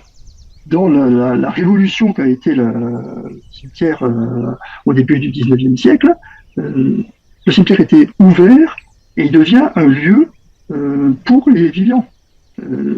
Tout ce qui a été fait à ce moment-là est sur cette base-là. Les gens viennent, bien sûr, parce qu'ils ont perdu des personnes de leur famille ou des amis, et ils viennent pour se recueillir, mais on dit aux gens aussi, à partir de ce moment-là, venez vous promener. Et la promenade, en plus, elle va un petit peu vous montrer comment il faut se tenir, etc. Parce que lisez ce qui a été mis sur les stèles, etc. Et toute cette littérature, en quelque sorte, qu'il y a, dit comment il faut être un bon père, une bonne mère, quelles sont les attitudes à avoir, etc. Donc, on s'y adresse bien aux vivants. Aujourd'hui encore, le cimetière, il a cette qualité d'être un endroit très calme, apaisant. Oui, tout à fait apaisant. Le rythme n'est pas le même que celui que nous avons dès qu'on sort du cimetière. C'est même dans une ville, une petite commune, tout doit aller vite. Tout doit aller vite. On est tout le temps en pression. Dans les grandes villes, finalement, il n'y a pas beaucoup de lieux qui sont comme ça. Moi, je voyais régulièrement des gens qui étaient sur un banc en train de manger et de lire dans leur coupure, pendant leur coupure. Les bébés que l'on promène.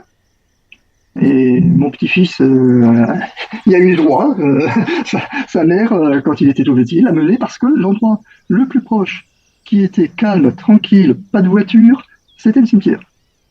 à mon avis, on peut tout faire dans un cimetière si on respecte ce qu'est la finalité première du cimetière. C'est-à-dire que qu'il y a des gens qui sont inhumés, à cet endroit-là, qu'il y a des gens qui viennent, donc ces gens inhumés, ils doivent être respectés. On ne marche pas sur les tombes, des choses comme ça.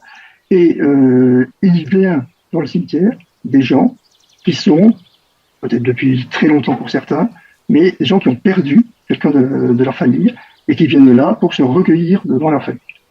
Si on respecte ces deux notions, je veux dire, il faut respecter les morts, il faut respecter les gens qui ont perdu quelqu'un, on pourrait presque tout imaginer. Et puis, le cimetière est également un lieu de vie parce qu'il y a une vie végétale et une vie animale considérable. En tout cas, je souhaiterais voir considérable partout. Pour rester sur Paris, tout le monde connaît, le Père-Lachaise, c'est le plus grand espace vert de la ville de Paris. Il n'y a pas un autre endroit qui soit plus... il y a plein de parcs, etc. Mais le plus grand, c'est le Père-Lachaise. Et avec d'ailleurs, ça flopait de verdure et d'animaux à poil et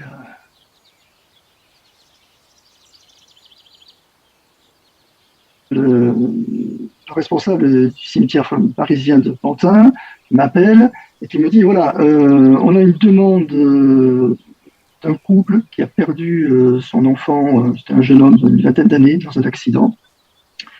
Et ils ont fait... Alors ce gamin était un passionné de chevaux, et il avait un cheval avec lui, et puis voilà. Et c'est le matin, et ils disent, voilà, on voudrait que le cheval vienne au cimetière. Ben, j'ai dit oui. Je me suis dit, après tout, les chevaux, ils ont un peu leur droit d'être là, parce que pendant longtemps, c'était eux qui tractaient dans le cimetière les corbillards. Donc, bon, c'est un peu... Alors, on a mis quelques règles, disant, bon, en tout cas, l'idée, c'était, après, fallait pas que ça donne un travail supplémentaire aux agents de la ville. Pour moi, le plus touchant des cimetières, il est à Anglette, et c'est le cimetière de sable. Au XIXe siècle, un curé qui avait pris en charge des enfants qui... Alors au départ, c'était des enfants qui avaient perdu les parents, qui étaient orphelins. Et très vite, des prostituées lui ont demandé de les aider, elles aussi, à sortir de leurs conditions. Et donc, il a créé une association pour ça. Il a cherché un terrain qu'il a trouvé à Anglette. Il avait bien sûr il est là, une forme en croix. Et ces quatre zones, les quatre zones sont en sable. Et les tombes sont en sable. C'est-à-dire que la tombe, elle est construite comme un pâté d'eau que fait un gamin vous savez, avec, vous mettez le sable et puis vous lui donnez la forme. Et en fait, elle se dégrade au fil de l'année, puisque il pleut, donc petit à petit, ça disparaît. Et tous les ans, avant Pâques, il y a des gens qui viennent aider. Ça a une portée, je trouve, extraordinaire.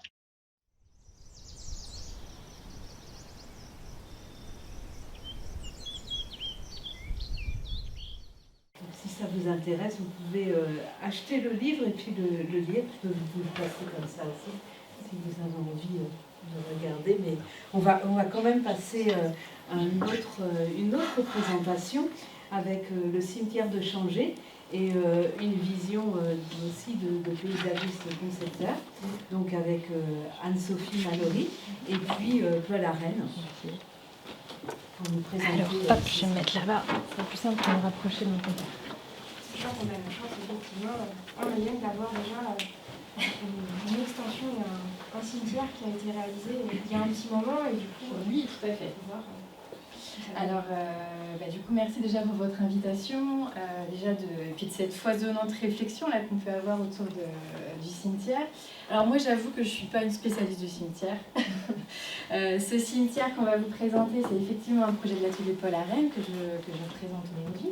Donc forcément, j'ai mon compère Paul Arène qui est présent, donc il va pouvoir, on va se le faire un peu en dialogue, je pense, parce que moi, en fait, ça a été un agréable exercice, en fait, d'aller découvrir ce cimetière, en fait. Donc, je vais vous apporter mon humble, on va dire, expression et vision de cimetière a posteriori, parce qu'effectivement, ce cimetière, il a presque 20 ans maintenant, à peu près, fin 2010. Donc voilà. Juste pour vous dire, l'atelier Paul Arène, on est effectivement basé, nous, dans le Maine-et-Loire, Nord Maine-et-Loire. On est une petite équipe de 7 personnes aujourd'hui. On travaille à la fois sur des projets publics et privés, en conception, en suivi de travaux et puis suivi de l'entretien aussi. C'est quelque chose qu'on développe de plus en plus, c'est-à-dire qu'on aime avoir une vision 360 de nos projets. Voilà, et donc on chemine un peu sur le secteur de la Mayenne et sur, on va dire, la partie Grand Ouest, et puis on va aussi un peu plus loin en France. Donc on va revenir sur le cimetière de Changé, donc vous connaissez forcément la situation. Effectivement, un projet déjà d'extension. On est sur une parcelle d'environ 1,25 hectares. On a un ancien cimetière qui est à peu près 4500 m², et puis on a une extension quand même qui est programmée. Voilà, on va doubler quasiment la taille du cimetière. Alors, il a une localisation, vous allez le voir, qui est assez finalement particulière. Moi, la sensation que j'ai eue, parce que j'aime bien aussi parler un peu d'émotion dans ces lieux, je trouve que dans les témoignages qu'on a pu avoir, il y a aussi cette question un peu pratiquement de la spiritualité qu'on peut avoir dans un cimetière, de parcourir ce lieu. En fait, ce lieu, c'est déjà un morceau de paysage en soi. Alors, vous allez vite comprendre, c'est qu'en fait, je vais l'expliquer après, mais en fait, on est aux abords d'un vallon. Et ça a une sacrée valeur déjà dans le positionnement du cimetière. Et on voit bien, en fait, les cimetières, ils ont été aussi positionnés à des endroits un peu stratégiques, mais aussi par rapport au territoire et aux vues qui sont développées depuis cet espace. Juste pour vous rappeler un peu la chronologie du projet, puis aussi vous montrer que ces études-là peuvent prendre un peu de temps quand même. Le démarrage, en fait, ça a pratiquement pris 10 ans, en fait, pour mener à bien ce projet. Vraiment, les premières réflexions autour du projet, c'était en 99, où vraiment, là, les élus, ils ont fait vraiment un travail un peu de prospection, déjà, de savoir, de composer déjà leurs besoins, d'évaluer aussi de faire un peu ce travail aussi de prospection sur d'autres cimetières. Et puis, l'atelier Paul Arène, en fait, c'est ce que tu me disais, Paul, en fait, vous êtes arrivés à ce moment-là. Le projet, il y avait déjà une espèce d'avant-projet qui avait été réalisé. Alors, à l'époque, il n'y avait pas les études préliminaires du CE, malheureusement. Ça devait être, je pense, par un autre spécialiste à l'époque. Et donc, vous arrivez sur un projet qui est déjà un petit peu bien en piste. C'est une équipe de paysagistes et de VRD, donc voirie réseau divers. Donc c'est avec un collaborateur qui est implanté sur la région de Laval. Et puis en fait après voilà, on a une étude qui dure à peu près sur une année. Puis après ça va assez vite en fait en réalisation. Tu me disais tout à l'heure, on est dans les années 2000 en fait, et donc on est dans une réflexion qui n'est pas du tout la même, on va dire, aujourd'hui, et une vitesse aussi dans les projets qui n'était pas du tout la même qu'aujourd'hui. Donc on avait des décisions qui se prenaient, j'imagine, un peu plus vite aussi au niveau des... Et là, vous verrez que c'est vrai que le cimetière de Changé, on va le voir par son implantation et son... il y avait quand même une vraie impulsion de développer j'ai envie de dire, c'était pas qu'un cimetière, c'était tout un quartier, tout un pôle urbain aussi dans cette partie nord du village. Alors juste pour revenir, ce qui est intéressant toujours de voir, c'est un petit peu, vous connaissez peut-être la ville de Changé avec l'église qui se situe pas très loin de la Mayenne. Et en fait, le cimetière, il était déjà très éloigné du bourg à l'époque. Et puis on voit que c'était à l'époque où le remembrement n'était pas encore fait, donc il y avait énormément de vergers encore dans cette partie-là. Et puis en fait, vous voyez très vite, 65-80, années 80, donc vraiment de gros développements urbains sur la partie ouest. Et puis, petit à petit, vous allez voir qu'en fait, le cimetière, vous le voyez au milieu, en fait, il se fait enserrer, en fait. Donc vraiment, il devient un élément, on va tourner autour de cimetières, et comme je vous le disais tout à l'heure, on voit ici par la partie bocagère, mais en fait vous avez tout ce vallon aussi qui constitue aussi l'écrin de ce quartier. Alors moi, ce qui m'a vraiment frappé quand j'ai été le voir là, il y a une dizaine de jours, vraiment avec un œil complètement neuf, c'est vraiment, et puis vous le disiez tout à l'heure, c'est vraiment le fait que ce cimetière il est vraiment enserré dans un cadre urbain qui est composé et sur lequel on a à la fois un espace naturel, un nouveau quartier qui est le quartier de la Barberie, et surtout, voilà, vous voyez qu'on a les anciens quartiers, mais en fait, on a vraiment des cheminements qui sont dans lesquels le cimetière il est vraiment perméable. Il vient créer un espèce de pool un peu de distribution. Pourquoi aussi? Parce que, en fait, vous avez un arrêt de transport en commun, et je vais en parler tout à l'heure, mais le parking, en fait, il sert pour le parking, pour le cimetière, mais en fait, il draine aussi toutes sortes d'usages qui sont liés au quartier, liés au transport scolaire, etc. Donc en fait, le cimetière, c'est quelque chose qui est, on va dire, intégré. On peut y passer, on peut s'y promener, effectivement, ça c'est un vrai intérêt. Et puis surtout, ce que je trouve qu'on va montrer à travers les images, c'est que c'est un projet, c'est un espace de vie qui est assez multiple. En fait, vous allez voir, et on voit déjà par rapport à la composition, on voit très bien l'ancien cimetière, on voit un petit peu la pâte minérale végétale, mais vous allez voir que dans le cimetière, en fait, il y a plein de petites pièces qui sont très différenciées. En fait, on ne travaille pas un cimetière comme on travaillerait, je sais pas moi, un espace homogène. En fait, c'est vraiment, vous le disiez tout à l'heure, c'est aussi lié aux vies des gens, et donc en fait il y a d'autant plus de multiplicité de petits quartiers, de petits espaces dans un cimetière qui permettent aussi de pas le rendre trop homogène.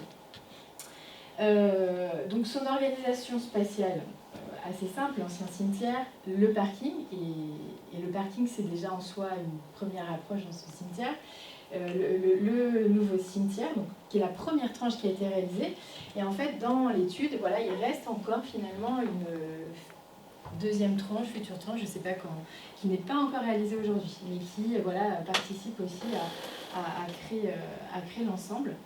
Je reparlais du parking, parce que mine de rien, le parking, l'espace qui est vraiment déjà le premier espace d'accueil, qui est aussi l'espace de transition et d'accueil dans ce bourg, en fait, il nous parle d'une chose importante pour moi, c'est déjà de composer l'écrin en fait, de ce cimetière. On voit bien qu'il y a une forte intention de vraiment accentuer la partie végétale sur ce parking. C'est un espace qu'on traverse. Et puis, vous commencez à voir le nouveau quartier sur la partie gauche là-bas, avec des franges en fait, qui sont travaillées, qui laissent aussi assez d'intimité au cimetière et qui laisse aussi entrevoir finalement la vie qui se passe autour du cimetière. Donc ça et puis ce que vous remarquez c'est ce fameux portail qui a cette symbolique aussi de l'entrée du cimetière. Vous verrez, c'est un axe fort, mais c'est pas forcément l'entrée piétonne en fait. Elle a été aussi dessinée de cette manière-là. Bon je vous laisse juste apprécier un petit peu les ambiances. L'ancien cimetière, donc quand je vous dis que le paysage est très présent tout autour, c'est comme on est dans cette histoire de vallon, on est déjà un peu happé par la végétation naturelle du vallon. Même si on est sur la partie cimetière très traditionnelle, qui est restée, 20 ans après, très traditionnelle. Pour le coup, on n'a pas cherché à remodeler cette partie-là, mais pour autant, il y a eu un beau travail de fait aussi au niveau de l'ouverture, parce qu'en fait, on a dû ouvrir tout un pan du cimetière sur le nouveau cimetière. Donc il y a aussi ce travail de l'isolement. Et puis la partie nouveau cimetière, donc on disait effectivement le travail de la pente, parce que là il a fallu aussi travailler cette pente avec la mise en valeur. Ça c'est un beau caveau qui est aussi l'axe un peu principal du nouveau cimetière, qui est aussi un point d'appel fort. Donc on relie aussi par le visuel l'ancien et le nouveau. Donc, le travail du but, donc vous voyez le caveau qui se situe ici, en fait c'est lui qui a orchestré cette grande allée qui mène au portail que je vous montrais tout à l'heure, qui est ici. Et puis les vues prégnantes sur l'environnement. Donc en fait autour vous avez un environnement ici qui est très naturel, il y a des copâturages, on est vraiment dans la campagne, on crée aussi, le décor autour vient aussi alimenter les perspectives intérieures. Et puis après, voilà, quand je vous parlais de différentes pièces, bah, voilà, vous avez l'accueil du cimetière avec vraiment la partie espace de réception qui vraiment crée comme un petit jardin d'accueil, vraiment. On arrive sur une petite placette. La volonté d'avoir une salle aussi de réception à l'intérieur du cimetière, ça, je pense que ça a été une volonté forte et assumée hein, de l'équipe municipale, qui je pense aussi amène voilà, une vie aussi dans le cimetière. Et forcément, ça c'est la communication de la ville de Changé. En fait, c'est vrai qu'ils mettent aussi l'accent sur un élément fort du cimetière qui était le paysage quand même. Et puis, en fait, ce qui avait été dessiné aussi avec tout le travail au niveau des pergolas, qui sont aussi des petits éléments qui viennent apporter un peu de matière chaleureuse et voilà, qui viennent égayer aussi au fil des saisons le parcours. Le jardin du souvenir, là effectivement, il est intégré dans cette première séquence, vraiment, on retrouve les stèles, on retrouve les pins qui ont bien poussé, on va le voir sur les images, c'est impressionnant comme ils ont pris, et du coup là ils apportent l'atmosphère, donc il y a voilà, la partie végétale, on a assumé aussi ici d'avoir quelque chose de voilà, assez presque méridional, enfin je veux dire, on est dans une... Voilà, l'arbre aussi apporte sa part de symbolique. Là, vous êtes sur les parties vraiment de caveau, donc forcément tout l'ancien cimetière, et puis toute cette partie qui est traitée en pente, hein, vous verrez, donc c'est un travail de séquence vraiment. La partie columbarium, je passe assez vite, la partie cavure, donc sur la partie violette au centre. Et puis le travail de la pente, c'est aussi finalement la pierre qu'on retrouve aussi dans les éléments paysagers. Qui vient aussi créer ces petites poches d'intimité dans les différents espaces. C'est-à-dire que vous allez voir, il y a effectivement ces grandes allées centrales que je vous montrais. Donc là, on peut traverser le cimetière sans avoir l'impression de gêner les gens qui sont là. Et puis, quand on s'insère dans les différentes parties que je vous ai montrées, là, petit à petit, les cheminements se resserrent, la pierre est un peu plus présente et on rentre comme ça progressivement dans des petits espaces. Donc ça, c'est tout le travail un peu de séquençage qui a été fait. Effectivement, on en parlait tout à l'heure, voilà, d'insérer des travées végétales, mais sur des endroits stratégiques aussi pour créer ces franges à la fois d'intimité et puis de praticité d'entretien. Donc en fait, voilà, ça donne à peu près... voilà, donc ça c'est quand le quartier, vous voyez, à côté n'était pas encore construit. Donc là, on doit être pratiquement peut-être à 1 ou 2 ans après livraison. Voilà, on voit les cyprès là, qui commencent à prendre de la force. Donc voilà, des différentes séquences assez vite. Et puis ça c'est aussi, alors ça c'est une image aussi, là on voit le quartier derrière hein, qui commence à se construire. Et puis voilà, juste pour vous montrer un peu voilà, ces différentes séquences et de la manière, là on voit les cyprès aujourd'hui en fait, hein, donc qui ont leur place, voilà, qui est délimitée. Et puis l'idée aussi, en fait, de recréer aussi des séquences dans les différents espaces. Donc là, au niveau des caveaux, en fait, il y a des zones qu'on laisse volontairement végétales, en fait, aussi pour casser un petit peu l'aspect un peu trop, je pense, longitudinal et homogène un peu des grandes traversées. Et puis là, on va faire un peu d'avant-après, c'est ce qui est souvent intéressant. Donc vous voyez aussi au niveau du mobilier, la couleur qui revient, enfin voilà, il y a une petite signature en fait qui s'inscrit, qui fait qu'on est un petit peu dans un jardin aussi, voilà, où il y a une certaine application, voilà. Et donc vous voyez la végétation qui vient créer aussi cette atmosphère à plus 10-15 ans, voilà, où on a un vrai espace ombragé en cœur de ville, quoi. Voilà, donc ça c'est la grande allée. Donc celle-ci elle est assez impressionnante, attention les yeux. Voilà, donc là vous voyez il y a quelques cyprès qui ont disparu, mais voilà, il y a toute la structure qui s'est mise en place, les sous-strates avec les charmilles qui viennent séquencer les espaces, pour trouver les petits espaces de tonnelles, voilà, qui viennent créer les petits passages. Et puis les pins, hein, forcément. Et puis le mobilier, voilà, j'en parlais, mais effectivement, en fait, j'en parlais tout à l'heure, il y avait le grand portail, ça en fait c'est la petite entrée piétonne. Donc en fait, on a, je pense aussi, voulu travailler l'intimité aussi de l'entrée, on arrive par la petite porte en fait, et il y a comme ça un petit respect aussi, voilà, d'arriver un peu discrètement, sans gêner, quoi. Voilà. Voilà pour ces petites promenades à changer. Je ne sais pas si Paul, tu veux rajouter quelque chose là-dessus. Alors, je vais parler, et ça me fait drôle de ne pas parler. Je vous promets, ça me fait drôle. Mais alors, juste un point, en fait, il faut bien vous dire que d'abord, avant de parler de ça, ce qui est important, c'est de bien parler de de la volonté politique des villes et des communes pour mettre en place ce type de projet-là. Toutes les villes et les communes n'ont pas cette volonté politique d'aller vers ça. Donc ça, il est vrai que ici c'est super, vous avez cette volonté politique, à changer, il y a eu cette volonté politique, et il ne faut pas oublier de le dire ça, parce que c'est quand même des élus qui se battent, il y en a qui ne se battent pas, et c'est comme ça, voilà, et puis il y en a d'autres qui disent, il faut qu'on avance, il faut qu'on améliore, il faut qu'on se dise, ben, demain, il faut qu'on ait une autre image, à la fois de notre commune, mais aussi de donner aussi un peu d'espoir aux enfants, etc., du village ou de la ville, en se disant, on peut faire des choses. Donc ça, la volonté politique est très importante. Pour ça, je vous félicite du travail que vous avez fait. Sur la place, je vous l'ai dit tout à l'heure, et c'est super ce que vous allez faire avec le cimetière. Donc ça, pour moi, c'est capital. Là, ici, en fait, il faut bien penser, on était au tout début des années 2000, en Mayenne.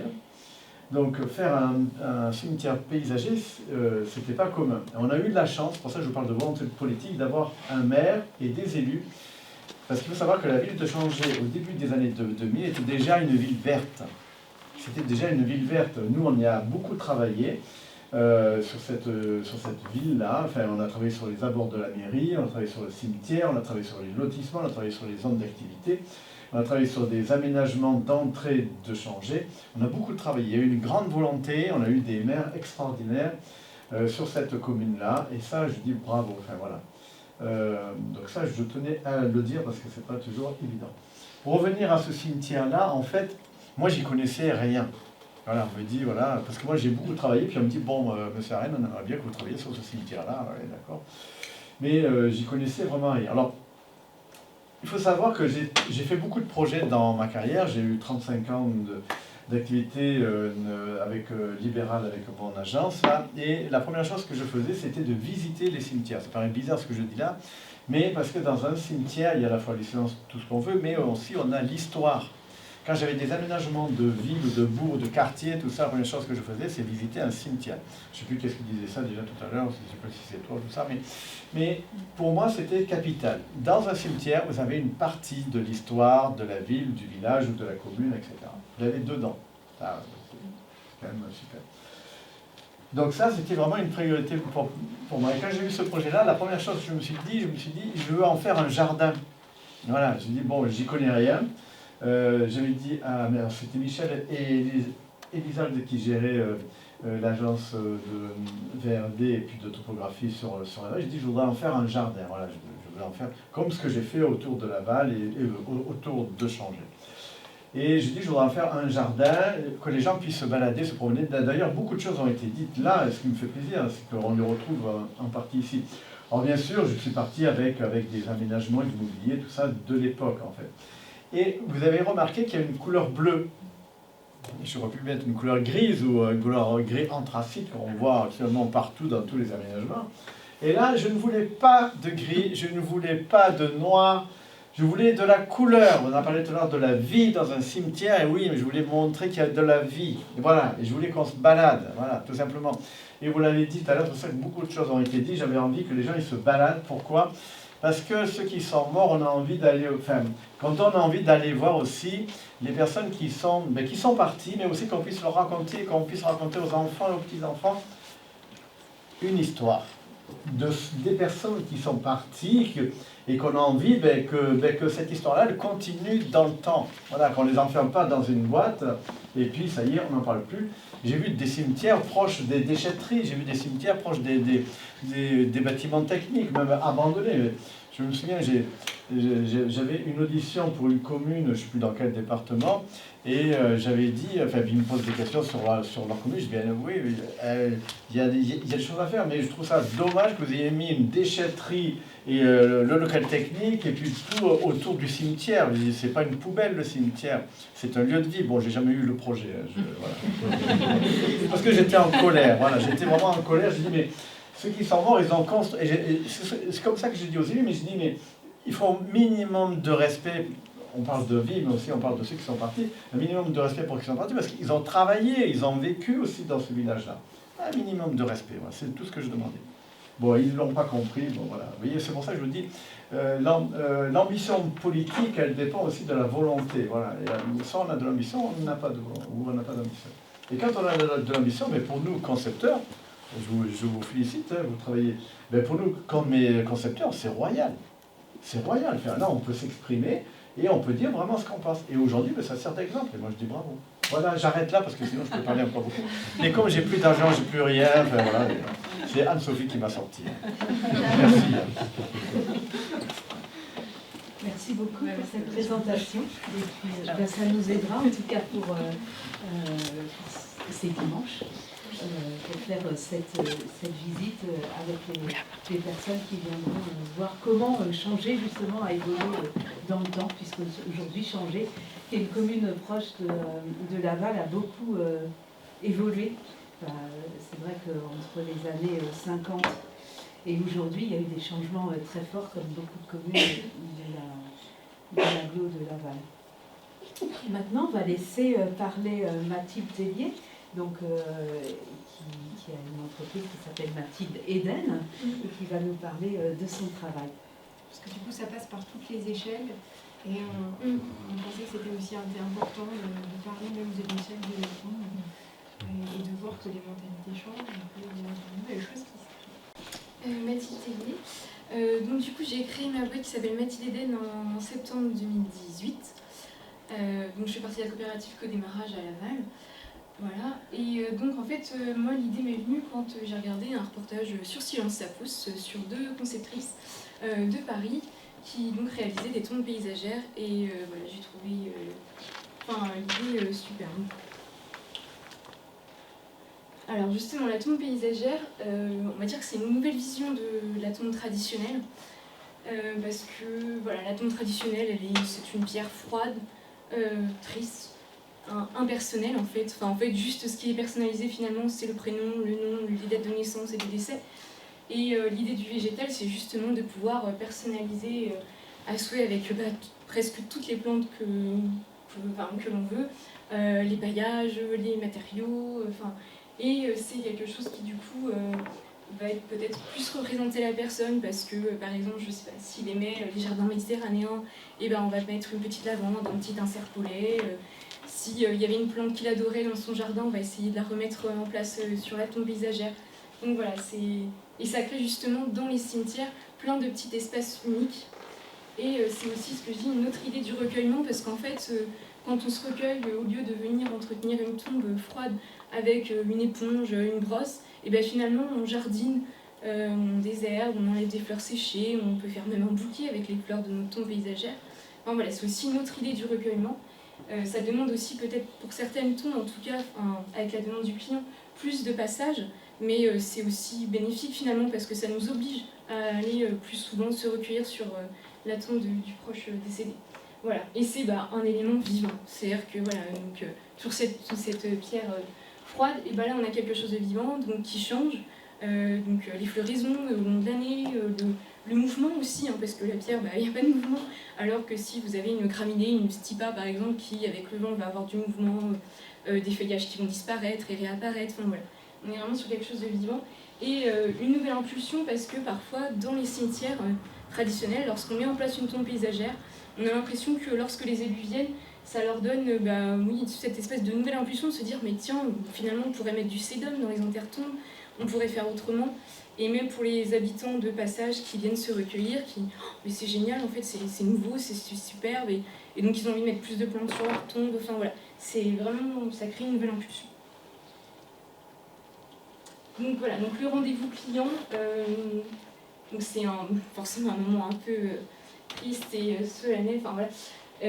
Et donc on essaye vraiment de repartir de ce que la personne aimait, donc par exemple comme végétaux, parce que c'est vrai que c'est très souvent les gens qui nous font la demande, c'était des gens qui étaient des fois paysagistes, ou alors très jardiniers, ou alors par exemple des gens qui aimaient bien aller à la plage, donc on va essayer de faire quelque chose avec du sable, et puis des graminées, des galets, enfin des choses... Voilà. Et j'ai aussi, malheureusement, en fait, au début, quand j'ai commencé, c'était surtout des demandes pour des enfants qui étaient décédés. Parce que j'imagine que pour les parents, se recueillir sur une pierre froide, c'est encore plus dur, plutôt que de se recueillir sur une tombe végétale, qui est quand même plus colorée, plus animée, si on peut dire. Et donc, voilà. Alors l'avant-projet, donc là c'est parfois un peu compliqué parce que donc, je prends contact avec la mairie. je fais une consultation forcément du règlement du cimetière. Donc il faut savoir que chaque cimetière a vraiment son règlement spécifique. Mais vraiment, et donc les intertombes, les dimensions. Donc certains sont tout de suite un peu effrayés entre guillemets par la tombe paysagère parce qu'ils s'imaginent tout de suite qu'il va y avoir des arbustes qui vont envahir toutes les tombes et que, voilà. Donc on leur explique que c'est vraiment comme une base de jardinière et que les plantes vont rester dans la tombe et dans cet espace privé et non pas aller sur les autres tombes. Et puis donc, parfois on nous interdit certains végétaux, on nous dit de rester plutôt sur des herbacées, voilà, ce qu'on peut comprendre, ou certaines hauteurs. Très souvent on nous demande d'envoyer quand même un projet pour que la mairie puisse se rendre compte de ce qu'on va mettre en place.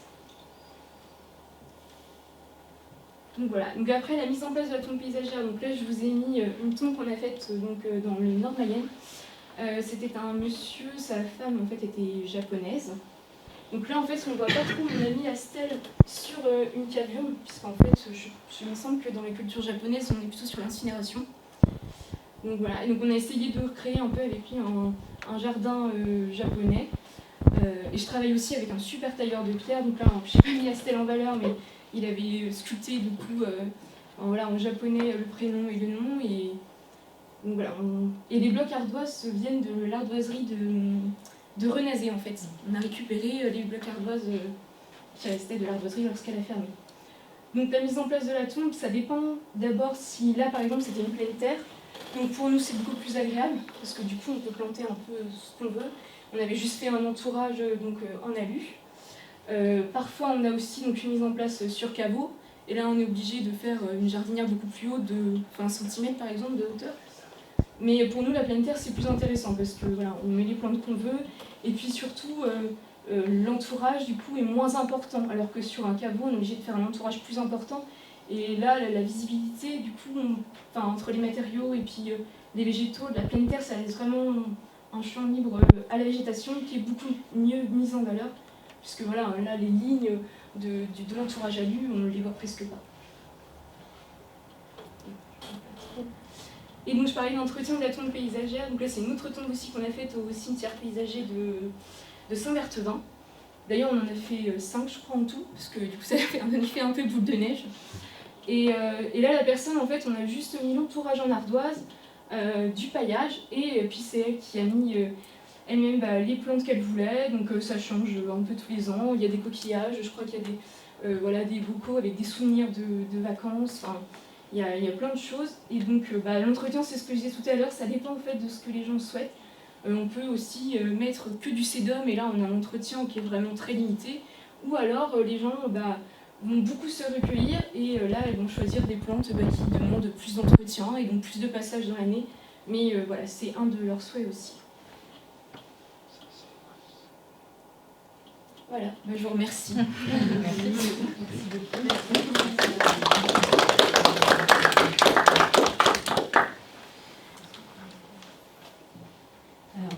Merci à tous en tout cas pour vos interventions qui ont certainement nourri notre réflexion et surtout il y a plein de questions à se poser encore sur ce sujet. Il y a aussi des personnes qui mènent des réflexions plus profondes aussi, on a encore à évoluer. En tout cas, si vous avez en tant qu'élu aussi des interrogations, on peut essayer de vous aider, vous accompagner, rechercher des réponses et puis ensuite vous diriger vers des personnes qui pourront vous répondre. Là, c'est juste pour vous, et puis aussi merci aux participants et merci beaucoup aussi à Monsieur le maire de nous avoir accueillis ce soir à la mairie et aux membres du conseil municipal. On voulait aussi juste vous rappeler dans notre actualité, donc les journées européennes, on en a parlé un petit peu, où on va les changer, entre autres, voir plusieurs lieux depuis la mairie jusqu'au quartier de la Barberie, qui est un écoquartier, donc je crois qu'il a commencé en 2013, puisqu'il a eu 10 ans en 2023, un des premiers écoquartiers de France. On fera une petite visite des archives départementales de la Mayenne en double voie avec les archivistes en fait. Et il y a aussi l'exposition du prix aperçu, un prix qui montre un palmarès des réalisations qui ont été faites en Mayenne entre 2018 et 2022, qui sera à la Brulade, que vous pourrez tous voir. Et on a aussi mis un petit rappel. On fait, si vous aimez le paysage, si vous avez envie de voir le paysage, mais aussi on ne parle pas toujours que des cimetières au CAE. Donc on vous propose une journée, c'est vendredi 26 septembre, c'est bientôt, une grande journée de 8h à 20h30 pour aller voir, le prétexte c'est d'aller voir Chaumont-sur-Loire, que quelques-uns connaissent peut-être, enfin les paysagistes j'imagine, le Festival des Jardins, qui se passe tous les ans. C'est un des châteaux de la Loire qui est en hauteur et qui a des parcelles dans un grand parc, des parcelles de 200 mètres carrés où il y a à peu près une vingtaine de créateurs tous les ans qui travaillent sur une thématique et qui proposent des jardins qui sont très visités par le grand public, par tout le monde. Donc cette année, on a la chance d'avoir la paysagiste qui était avant au CIE, Alice Steven, qui a réalisé un jardin avec d'autres personnes à Chaumont. Et du coup, on s'est dit, on va prendre ce prétexte pour aller voir Chaumont et les jardins pour proposer aussi à notre public. Et du coup, comme c'est un peu loin, on va passer pas loin du Mans, on va avoir une commune qui s'appelle Telocher. Et à Telocher, on aura une présentation avec nos amis du CAE de la Sarthe sur une petite commune qui a déjà travaillé beaucoup sur la désimperméabilisation des sols, les aménagements de parking des paysagers, création de vergers, une cour d'école oasis. Donc en 3/4 d'heure, ils vont nous expliquer tout ça. Et aujourd'hui, ils vont même jusqu'à se poser la question de construire une conserverie pour utiliser leur production. Et puis, donc ensuite, il y aura Chaumont où on déjeune aussi. Et ensuite, nous irons voilà, après Chaumont, on sera chez Ligny. Donc Mathilde sera là, et c'est Mathilde qui va conduire pas mal la journée. Donc chez Ligny, c'est une petite commune de la Touraine, toute petite commune, qui depuis une vingtaine d'années a lancé des plantations en front de mur, en façade, le long des routes. Et qui aujourd'hui, quand vous regardez chez Ligny sur Internet, vous verrez que ça s'appelle un village jardin. Et en fait, elle se vend, cette commune, elle a une attractivité avec ce côté des plantes, des roses, et c'est beaucoup de roses qui sont tout le long du village. Donc on aura aussi 3/4 d'heure une visite de ce village avec les élus et qui nous parleront aussi de comment ils ont abouti à ce projet. Il y a un petit jardin intérieur aussi. Voilà, donc ça vous est proposé, c'est ce que Valentine vous a donné, le petit papier. Ça s'appelle Garden Bus Party.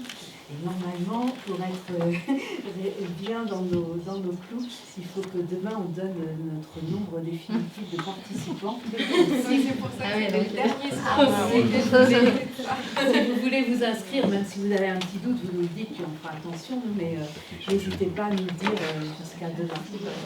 Le but, c'est vraiment de parler de récits, d'identité de végétal, de comment, oui, en fait, la moindre plante qu'on choisit de mettre dans une commune, c'est une considération de l'utilisation d'eau, des moyens financiers, surtout les moyens d'entretien.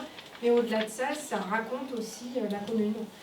Chaque partie de végétal que vous avez sur la commune, ça raconte l'identité de là où on est, ne serait-ce que par leurs espèces et à quel point elles sont adaptées ou pas à vivre ici, à quel point elles sont locales, mais aussi par leur couleur, par leur feuillage et ce qu'on veut leur faire raconter. Donc c'est pour ça qu'on va à la fois sur des thématiques vraiment importantes de désimperméabilisation des sols, de comment on fait quand on est une petite commune et jusqu'où on peut aller en ayant justement une volonté politique forte à Telocher. Comment est-ce qu'on raconte un récit même avec un tout petit espace comme on peut voir à Chaumont et l'importance des paysagistes concepteurs dans cette création de récits. Et puis à la fin, comment un joueur a réussi de faire juste d'une espèce, quelques variétés, toute l'identité de son bourg avec le Festival de la Rose à Chédigny. Donc une nouvelle attractivité du territoire. Et comme vous l'avez dit, Paul Arène, c'est vrai que c'est pas toujours une histoire d'argent. On a eu l'intervention dans un de nos rendez-vous du mardi à Saint-Denis d'Anjou, sur une thématique encore paysagère, d'un agent qui travaille sur une commune de la Sarthe, qui a changé de commune, et il est encore dans une commune très intéressant. plus petite, et il nous a expliqué qu'il faisait, il s'occupait du fleurissement, de plein de choses sur la commune d'avant et d'aujourd'hui, et il le fait avec un budget de 0 €. Donc il nous a expliqué qu'il faisait du troc de plantes, des trocs de graines, des trocs avec plein de choses, et aussi en se servant parfois des essences qu'il y a dans le cimetière quand elles sont plus utilisées, etc. Enfin, plein de choses comme ça. Et en fait, il habitue aussi son public à avoir un échange avec lui sur toute cette thématique. Si ce témoignage il vous intéresse, vous pouvez retrouver du coup le rendez-vous du mardi sur la chaîne YouTube du CIE. Donc chaque intervention est chapitrée. Ce soir, ça sera pareil. Ça sera chapitré. Dès qu'il y a quelqu'un qui nous intéresse, c'est plus rapide. Donc le témoignage de ce fameux jardinier est en ligne depuis quelques jours. Donc vous pouvez le retrouver sur la chaîne YouTube du CIE. Merci Valentine. Parce qu'on a Cédric, Alexis au fond de la salle qui enregistre, qui capte la soirée. Voilà. Et puis les autres rendez-vous du mardi qui sont prévus cette année. Donc le prochain, ça sera sur l'intelligence artificielle. On est en train de le préparer, on ne sait pas encore bien où, comment, etc. et avec quoi. On va faire un autre rendez-vous du mardi en novembre sur la pierre. Et puis le dernier de l'année, ça sera sur l'urbanisme et la santé, puisqu'on parle aussi beaucoup de ça. Donc on fera ça. Qu'est-ce qu'on a comme autre événement? Dans les actualités aussi, on a une visite du centre de tri de Séchant Environnement qui aura lieu le mercredi matin, le 22 octobre. Donc c'est une visite qui dure 3 heures, c'est de 9h à midi. Donc c'est assez privilégié comme visite. Donc n'hésitez pas à vous inscrire, c'est gratuit, c'est toujours sur notre site internet. Voilà. Et là, il faut bien être inscrit parce qu'on ne peut pas y aller comme ça, on est dans un cadre de séché, etc. Et c'est une vingtaine, même pas de personnes. Il y a 18 places. 18 places, voilà. Donc ça c'est le 22 octobre. Et un petit peu plus tard, 18 novembre, on organise un C-Positif avec notre partenaire qui est installé à Nantes, qui s'appelle Novabuild. Et c'est sur la thématique des constructions agricoles. Voilà. Donc on va faire une revue de projet, c'est ce qu'on appelle une revue de projet, où il va y avoir certainement 2 concepteurs qui vont venir présenter 2 projets sur cette thématique. Donc on en a déjà un dans l'idée, le deuxième ça se précise, ça sera peut-être sur le monde des caisses, mais en tout cas la thématique globale c'est les constructions agricoles. Voilà. Et comment elles peuvent être vertueuses et sobres sur les matériaux, mais aussi une sobriété économique, puisqu'on est quand même dans un milieu où on fait attention à ses sous. Voilà. Et on a quelque chose qui est toujours actuel, d'actualité, c'est une exposition en ce moment au sein de nos locaux. Ah, je savais pas que tu allais une exposition toute l'année, on l'a accueillie, c'est Matière Grise. Donc c'est une exposition qui date de 2014, mais qui est toujours d'actualité, qui avait été réalisée par le pavillon de l'Arsenal de Paris, avec une agence d'architecture qui s'appelle Encore Heureux, et un bureau d'études qui s'appelle Remix aujourd'hui, et qui est sur des projets, des exemples de projets avec le réemploi de matériaux. Donc là, c'est des projets qui sont un peu dans tout le monde, mais c'est intéressant, et ça, vous venez quand vous voulez le voir au sein du CIE. On aura certainement une exposition prochainement aussi sur la sobriété foncière. Donc tout ça, voilà, on aura aussi sur cette thématique avec des conférences parfois qui accompagnent ça. Voilà. Merci beaucoup, puis on va vous inviter, on va faire quelques détails, et puis voilà. Donc, je ne sais pas si vous avez déjà des questions que vous voulez comme ça nous dire, ou poser à M. Maire ou à d'autres intervenants. Vous pouvez faire un tour d'hiver.